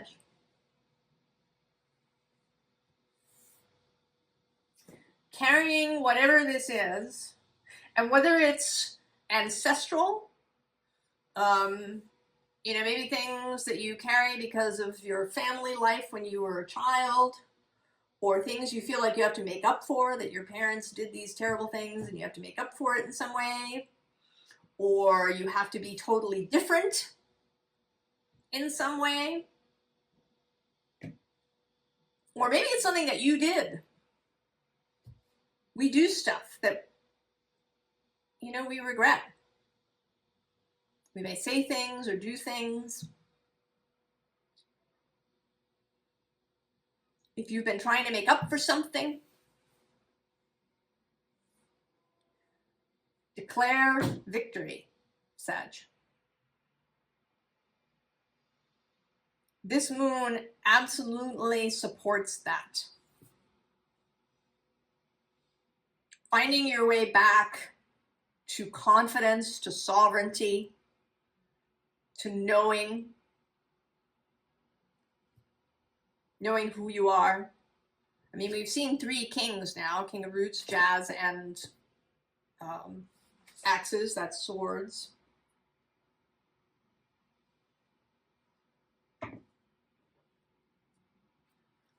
You don't need to carry the 9 of Swords around everywhere with you. Melt them down.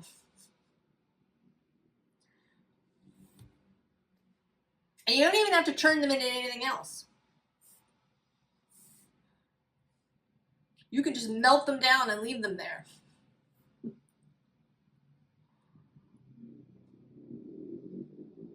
Declare victory.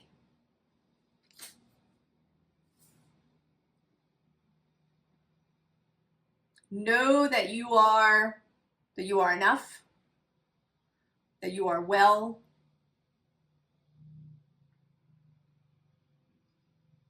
that you are capable, that you can live your life and not be making up for anybody else's.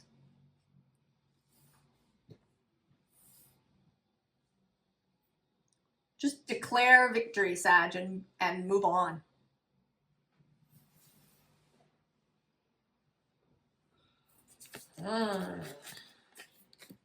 Well, now I'm looking forward to the new moon in Sagittarius later in like early December.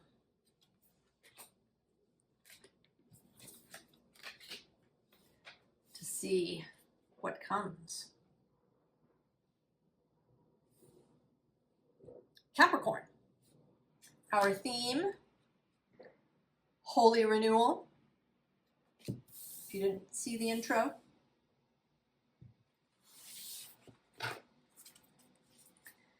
And we've had renewals, we've had endings, transformations of various kinds.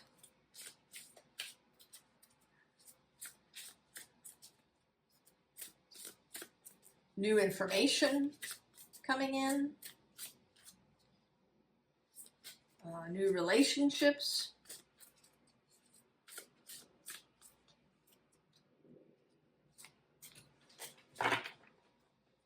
Oh, stepmother.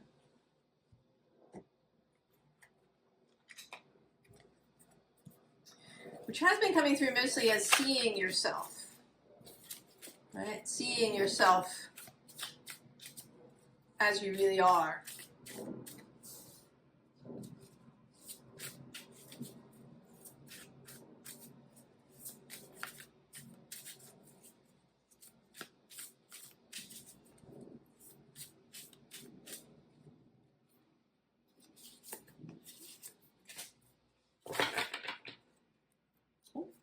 The unfolding.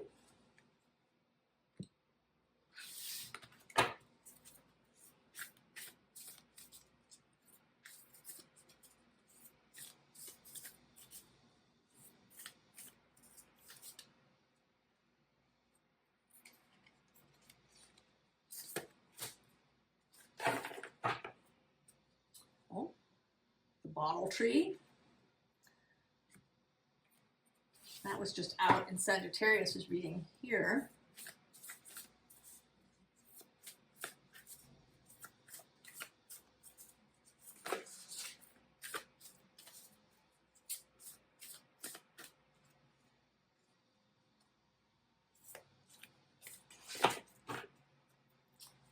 Oh, dignified strength.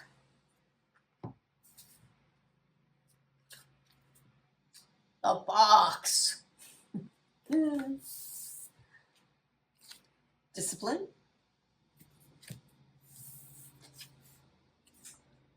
The blue moon. Second chances and magic. Sixth house. Sustainability.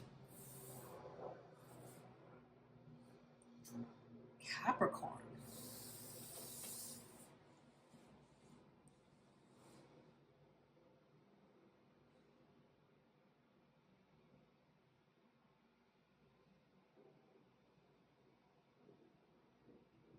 You too are having some sort of surprise result.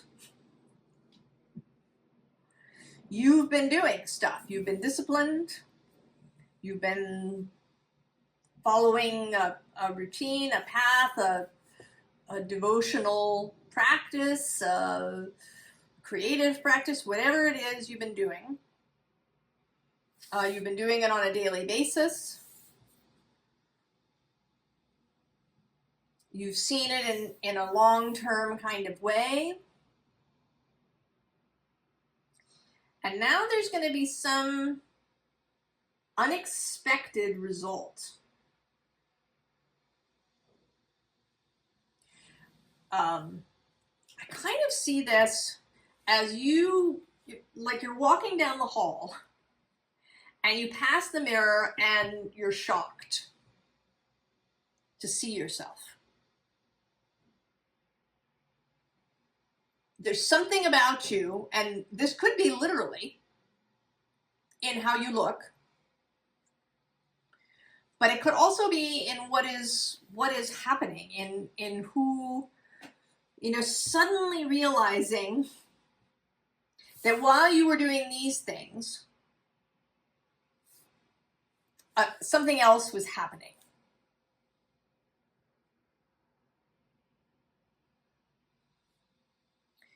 And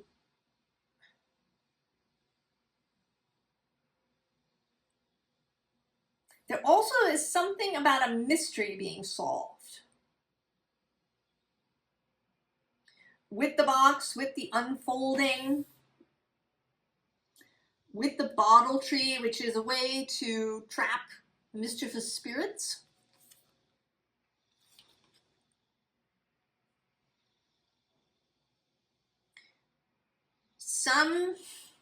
Maybe something you've really been wondering about for a long time. There's also the feeling, possibly for some of you, that something that you began a long time ago and maybe forgot about completely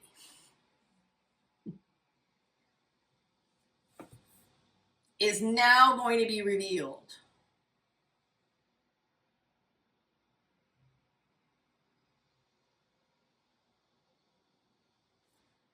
No, it's kind of mysterious.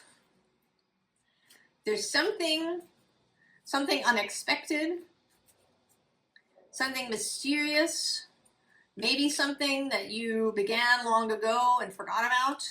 I mean, and it could be really long ago. A wish that you had when you were a child that you completely forgot about. Maybe you thought it was impossible.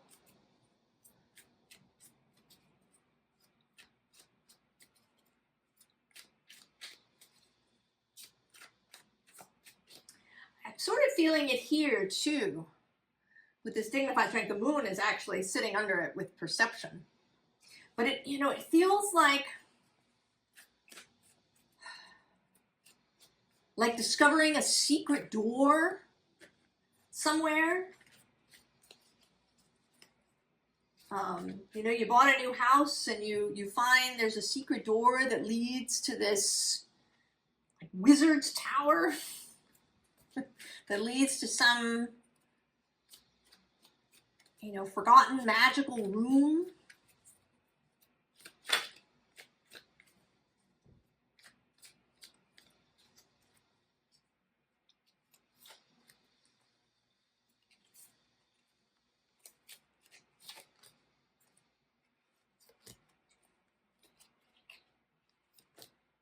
Oh, and I pulled two there. Oh, there you are, the Queen of Pentacles. On the underside, the Five of Pentacles. Who's next to that, just to know? Oh, the Magician.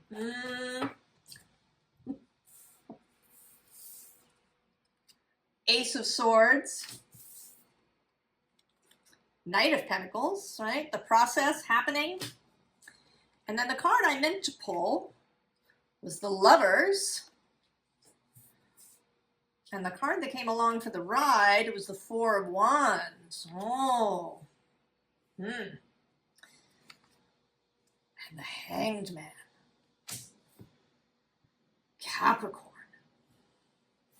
So there is something. There is something, and it's something tangible, something fun, something unexpected that is going to show up.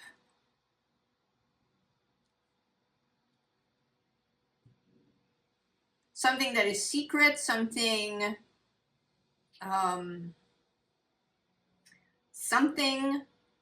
unexpected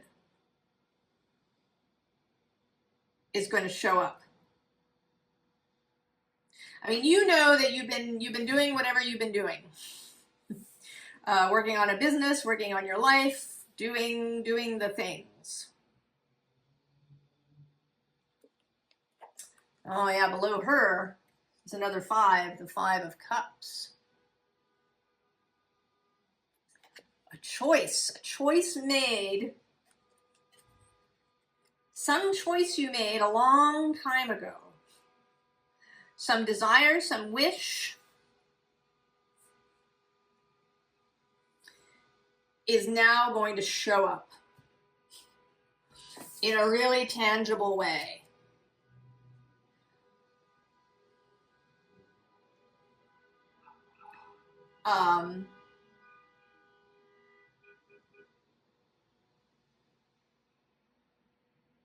And in an unexpected way. And I think it's going to turn things on their head in some way. Not in, you know, not in any way a bad way. It's a beautiful way. I mean, that's a beautiful card. I know, can I have a little bit more?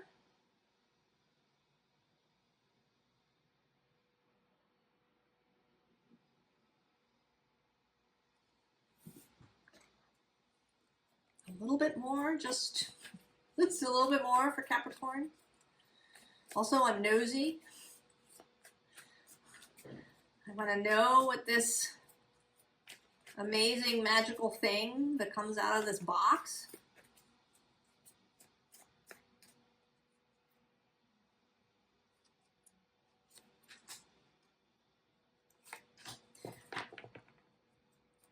Oh, Nine of Wands, interestingly, on the bottom, and the Five of Cups again. So it seems like maybe this is something that you thought could never be, so you deliberately forgot about it and hid it away. Oh, Death. And the Seven of Swords. But, right, instead of running away, I sometimes see this card as running away from things, but here you are running toward.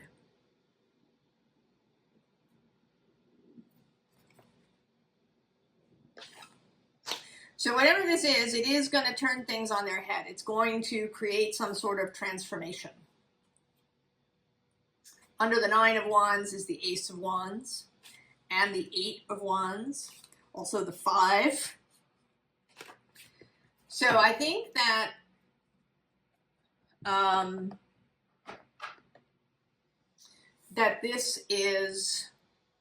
that it is something significant. It is the Four of Wands, which is a whole structure in and of itself.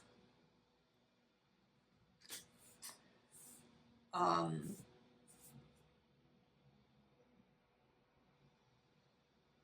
whatever it is gonna make significant changes to your life. And that it is beautiful. Capricorn.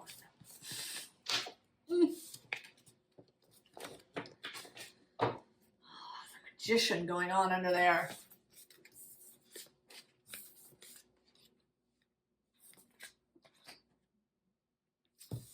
Aquarius. Aquarius, if you weren't here for the intro, Holy Renewal was our theme card.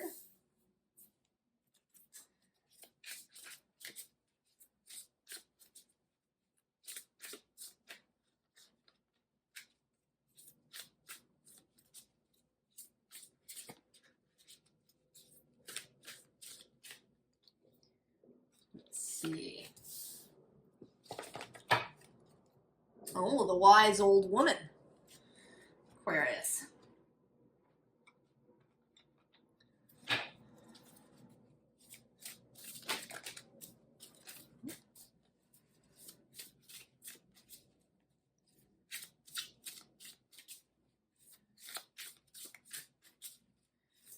Of course, you have entered certainly into a period of change and transformation and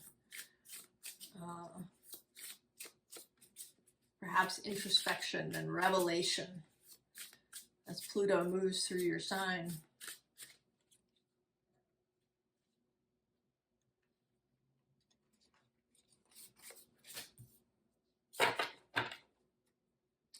Oh, co-creation.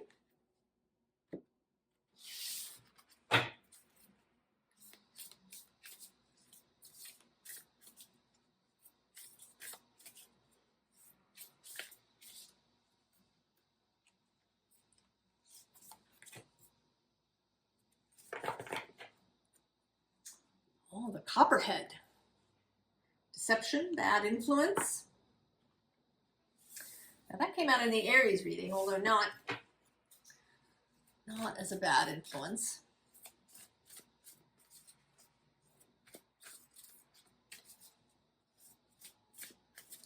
Certainly seems as if maybe, we'll see, you might be about to meet somebody.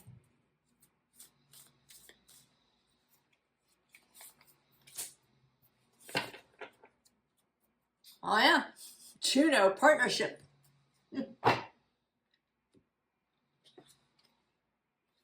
Key. Growth. Cowrie shells. Passion, feminine power. Also, abundance and money. They were used as money. Oh, and Capricorn, achieve. Well, certainly.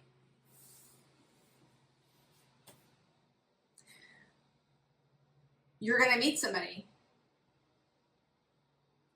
who is a co-creator. Someone who's going to bring the key to your lock, or maybe they're the lock and you have the key. And that there's going to be growth as a result. Now, of course, this could be anything. Could be a business partnership, could be a romantic partnership. It doesn't, I don't think that it's friendship unless that friendship involves the creation of something. I mean, two friends might get together and, make a piece of art together, or combine to create some sort of community, something in that way. But there is something physical that is going to be created here with you and this person. And they are the wise old woman. Their age could be anything. They might be older than you, but not necessarily. It's the energy of it, this wisdom, confidence. Now, it's possible that they will appear a little scary out of the gate with this Copperhead. It may be that you will see immediately their awesomeness, and that this will be a little intimidating, perhaps.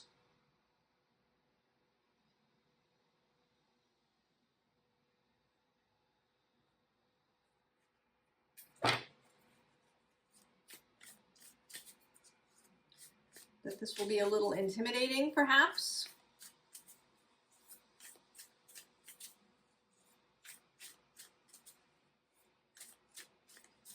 But it is all to the good.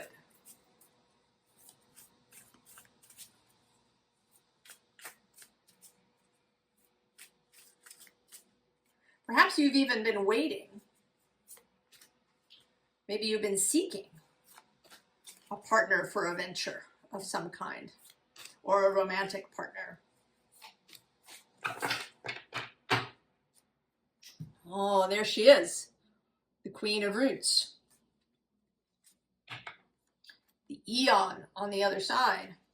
Also, not necessarily a woman, but somebody who has wisdom, who has confidence, also who is at ease. This is a calm, grounded energy, not a frenetic one, not, this is maybe Capricorn. She is Capricorn's card. Perhaps this person has a lot of Capricorn energy. Many Capricorn placements, perhaps. The Pawpaw, the Emperor. The Lovers. The Six of Axes. Oh my goodness. Okay. Well,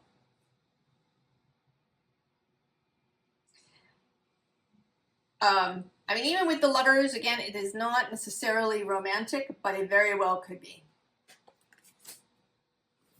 You and this other person.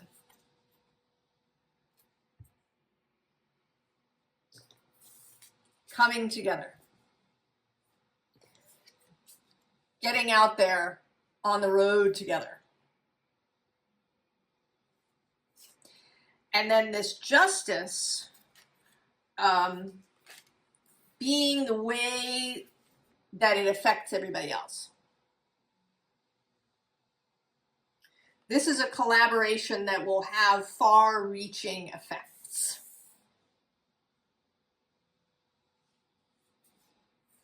This is a coming together of equals as well. Below the Queen of Roots is the Soul card. You could say soulmates. People from the same soul stream. Maybe someone who you meet up with in various lives in order to co-create in different ways. Maybe sometimes you're lovers, and sometimes you're business partners, and sometimes you're parent and child. We do have the Page of Blues here, so there's a sense of renewal, of regaining usefulness. There is a possibility, right, both with the pawpaw and the wise old woman, that you are older. Maybe both of you are older. But that you feel revitalized. That you feel this sense of renewal and growth in a way that you haven't previously.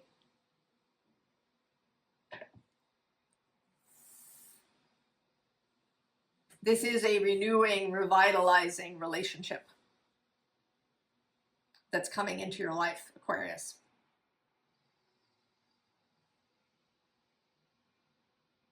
And you will create something.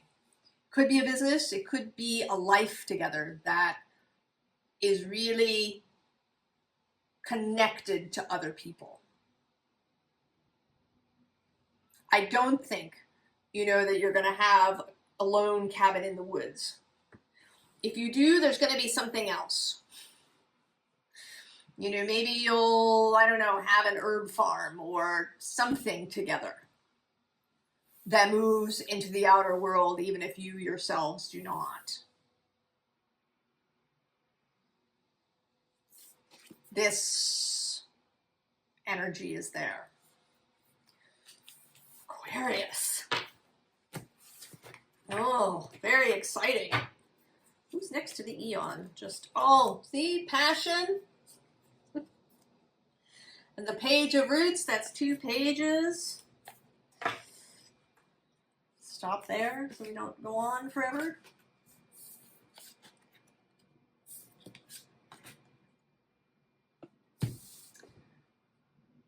Pisces. Our theme, if you didn't watch the intro, is Holy Renewal.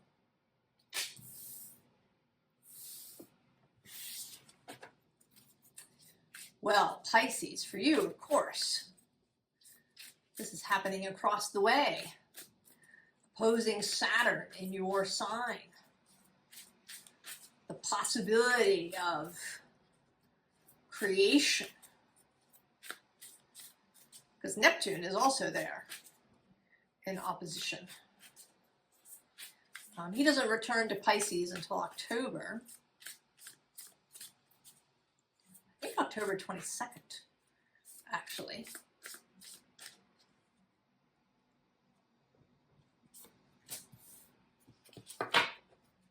Oh, Fairy. She's come out in that spot 3 times now. Is that you showing up in all the readings?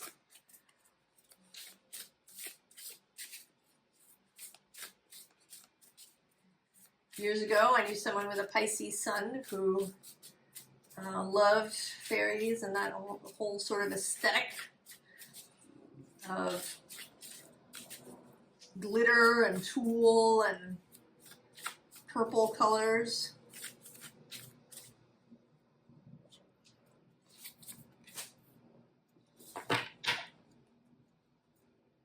Knowledge.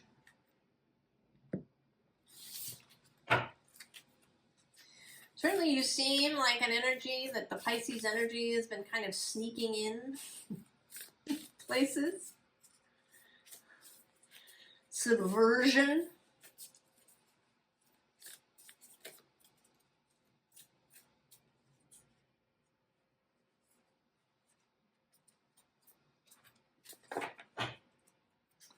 Well, the crystal grotto.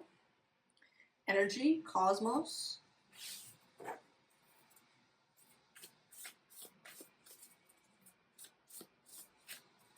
That's also very you.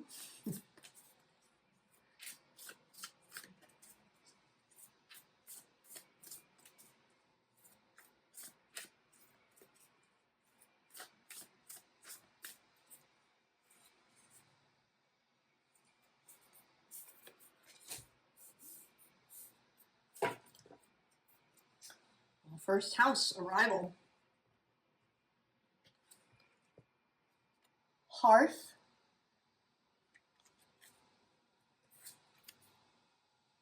The mandorla, which is also the Vesica Pisces. Pisces singular rather than Pisces. Blackberries. Agency, independence. Oh, and solar calm. Clarify. That came out in Sagittarius' reading, which is interesting.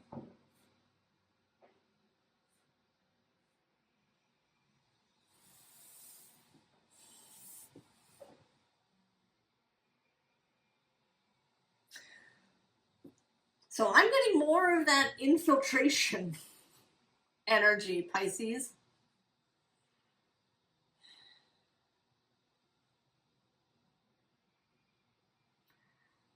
I feel like you are somehow, I don't know, your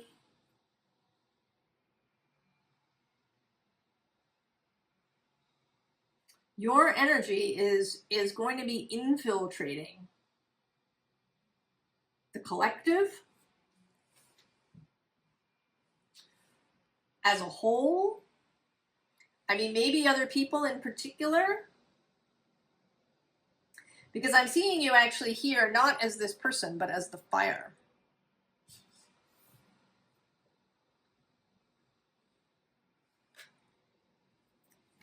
And then, of course, here, right, this coming together of things.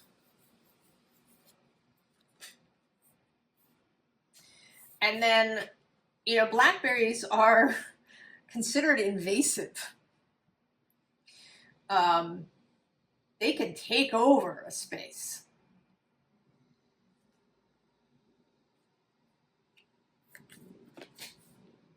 And this idea of agency and independence. Right?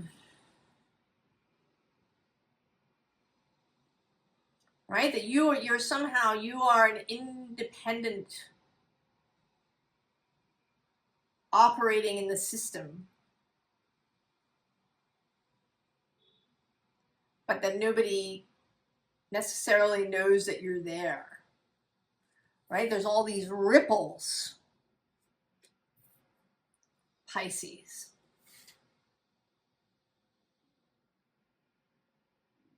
You know, that like the fairies, you may be moving unseen.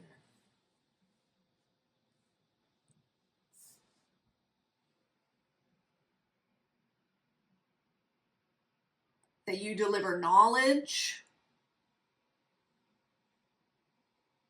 information, that you show up, you know, with your energy, and you kind of leave it places.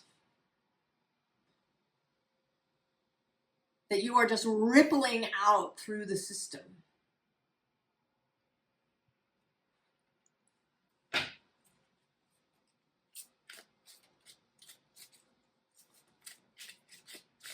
I know, your whole reading that I did yesterday was really, really nebulous too, Pisces.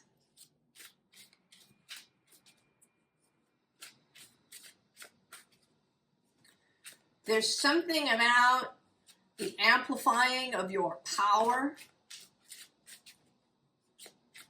The power to create change, not through action, but through energy, through beingness.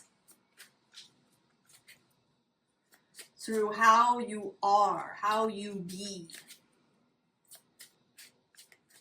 What you believe, what your values are.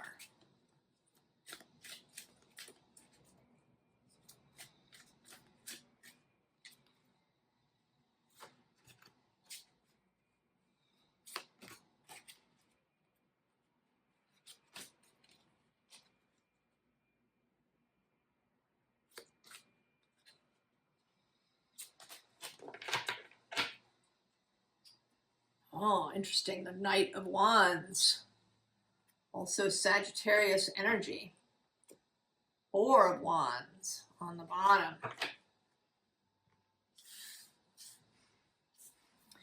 So there's this sense of, you know, Sagittarius is an energy of teaching, of spreading the news. You know, in my mind, Leo is the bonfire and Sagittarius lights a torch and then rides off with it to share the information. But that's very obvious, right? This rushing through with information. Here it is, listen to me.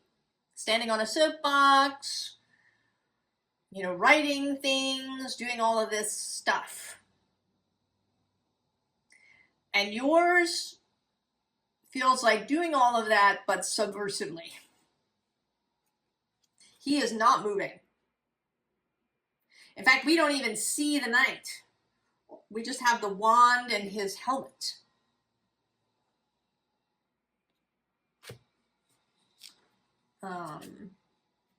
You know, and in this Four of Wands, there's new people. There's just the structure. Who's next to that? Oh, there's the King of Cups. There you are, hidden underneath. Queen of Wands. The Hierophant. Two of Wands. Two of Cups. And the Eight of Cups.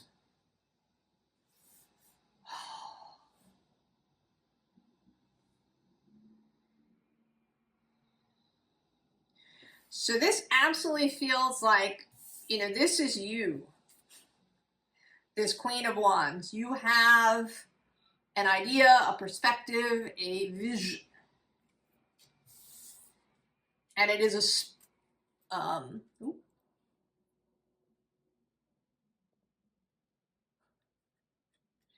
it is a spiritual vision. Pause you just a second. I have to plug the phone in. So it's a spiritual vision. Right? You have a perspective, a point of view that you want to spread. All right? You're looking out at the world. And, you know, I'm also thinking here of a little bit, if you saw the most recent Star Wars movies, that Luke sends his mind out in what, you know, he appears to be solid. He fights Kylo Ren, though he isn't really there in physical form. And this feels a little bit like that you are sending your mind, your energy out into the world. And you're doing it in conjunction with your own soul, and maybe even with another person. It could be that for some of you, this is a joint operation, that there is somebody else who is doing the same and you know it.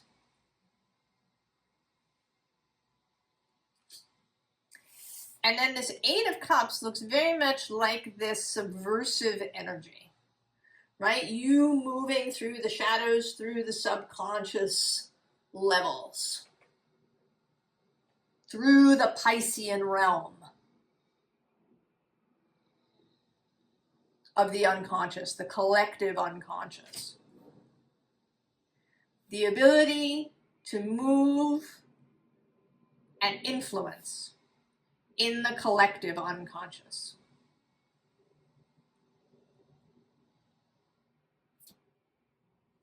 Pisces. Oh. And I want to say that a lot of this is predicated on beauty, on wholeness, on life, on a worship of life, of the life force.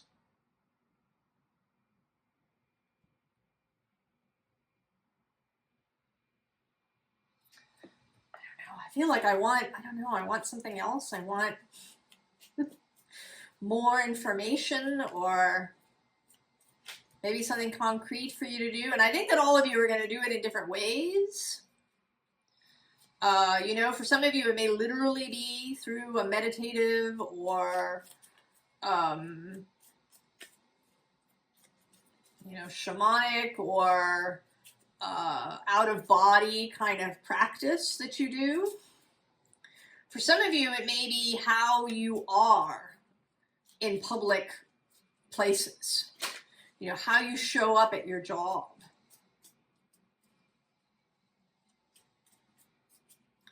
How you show up in your, when you visit your family.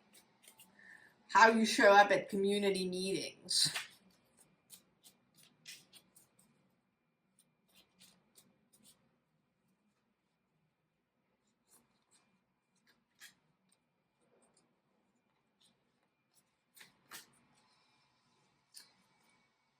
But it's a recognition of your power in these watery consciousness realms. Well, there you are, Two of Wands.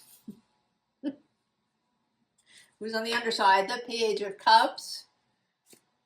So that's another thing. It's all, not only is your intention healing and joy, but there's also fun, liveliness, juiciness in life. Ace of Cups. Seven of Pentacles, growing things. Queen of Swords, clarity, helping people to see better. And the Knight of Pentacles, the building of something new, the sowing of seeds. I actually was reading this this book about regenerative farming. Masamoto Fukuoka. He was a Japanese farmer, and he talks about his method of growing and how he doesn't till the land. He scatters seeds. And stuff grows madly.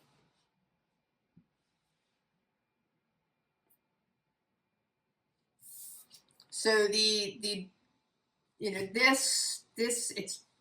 it's gentle, right? This is not an aggressive energy.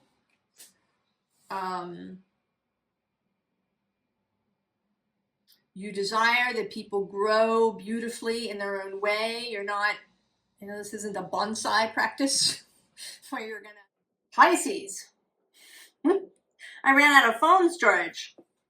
So I was talking about the fact that that what you're doing is gentle. You're not attempting to manipulate anything or to push people in any particular way. This is life affirming.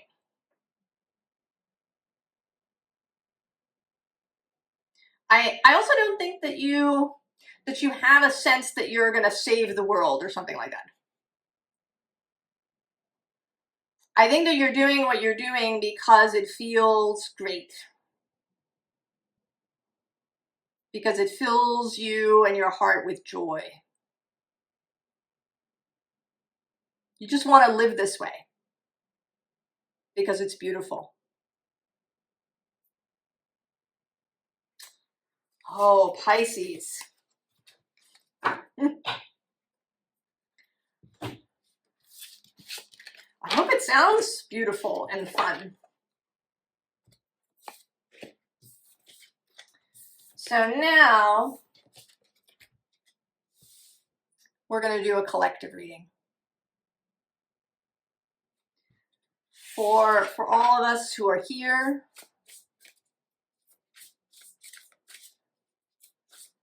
maybe how we're coming together through this, how our energies merge.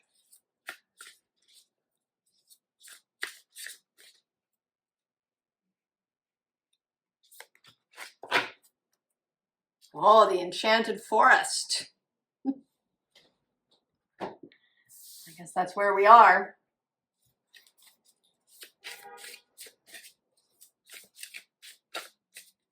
In the Enchanted Forest.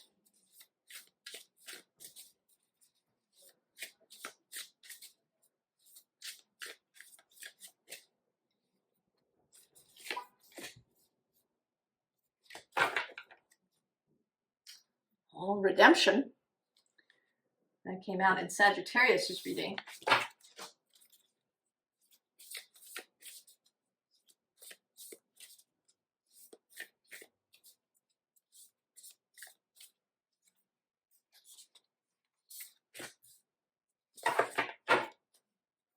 Oh, the blue moon. Second chances and magic. That's come out a couple of times. That's a lovely energy too.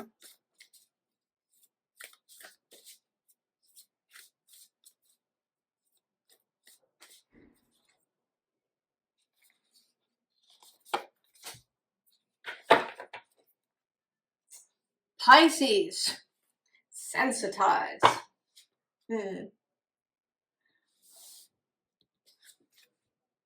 Oh, there's nettle.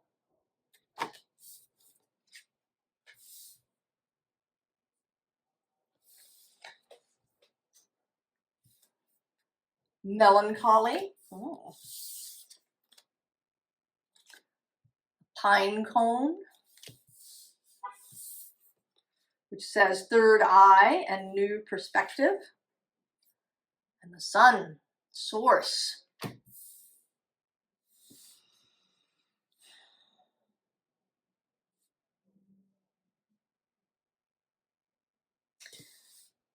Well, this seems like coming out of the Enchanted Forest, or maybe coming out of the enchantment, the idea that that we are somehow enchanted, that we're trapped, that we can't get out of the forest, that there's some particular task we have to perform in order to get out of the forest, that we have to, make a bunch of nettle shirts.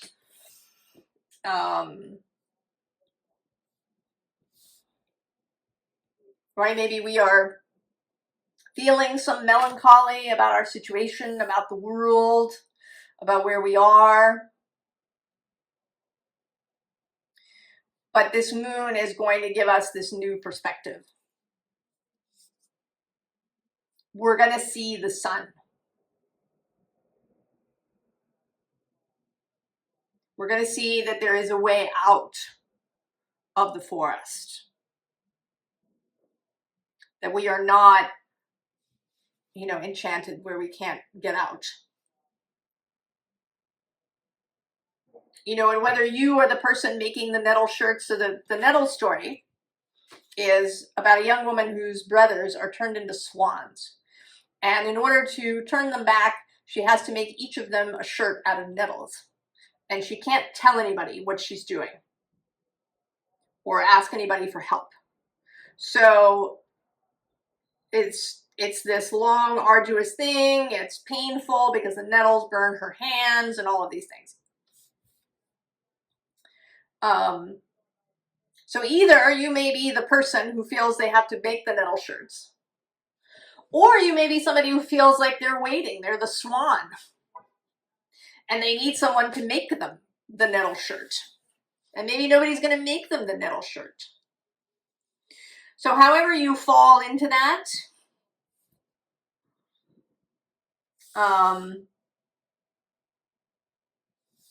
this is allowing you, giving you the perspective to come out of that.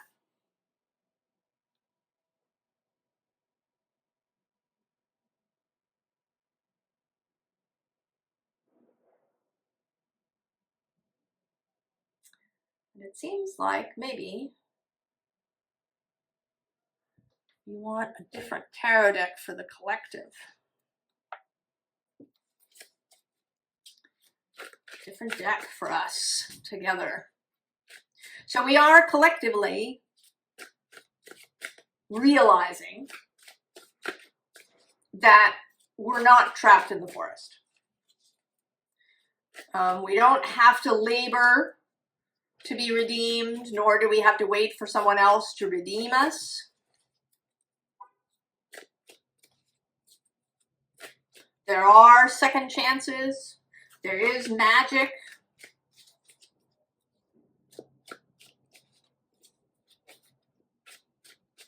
The sun is out there.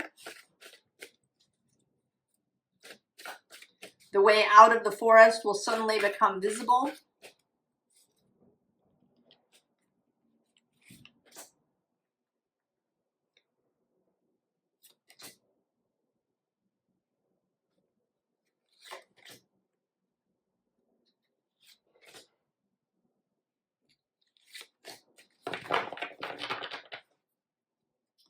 Oh, yeah.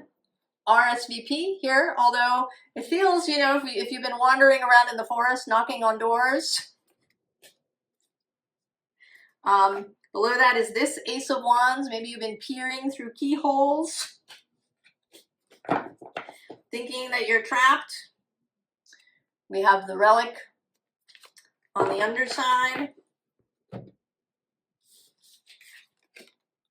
Oh, the Fool. Forsythia Leviosa.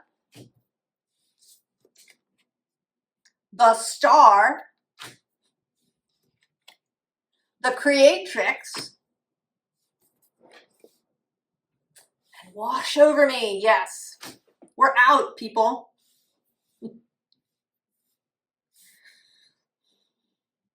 We're getting out of the enchanted forest. Whatever that means to you, whatever you thought you had to do it. Maybe you thought you couldn't get out, that you were just going to wander around in there forever and ever. I have certainly experienced that, especially with melancholy.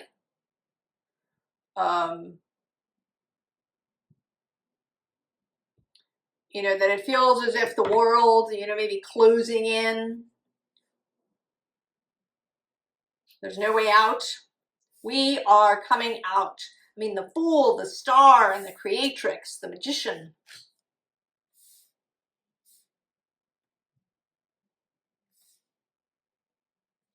No more knocking endlessly on doors, looking for somebody to help us. No more peering through keyholes.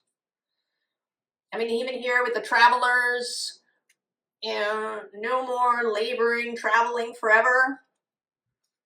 The kaleidoscope. Boom. We are out.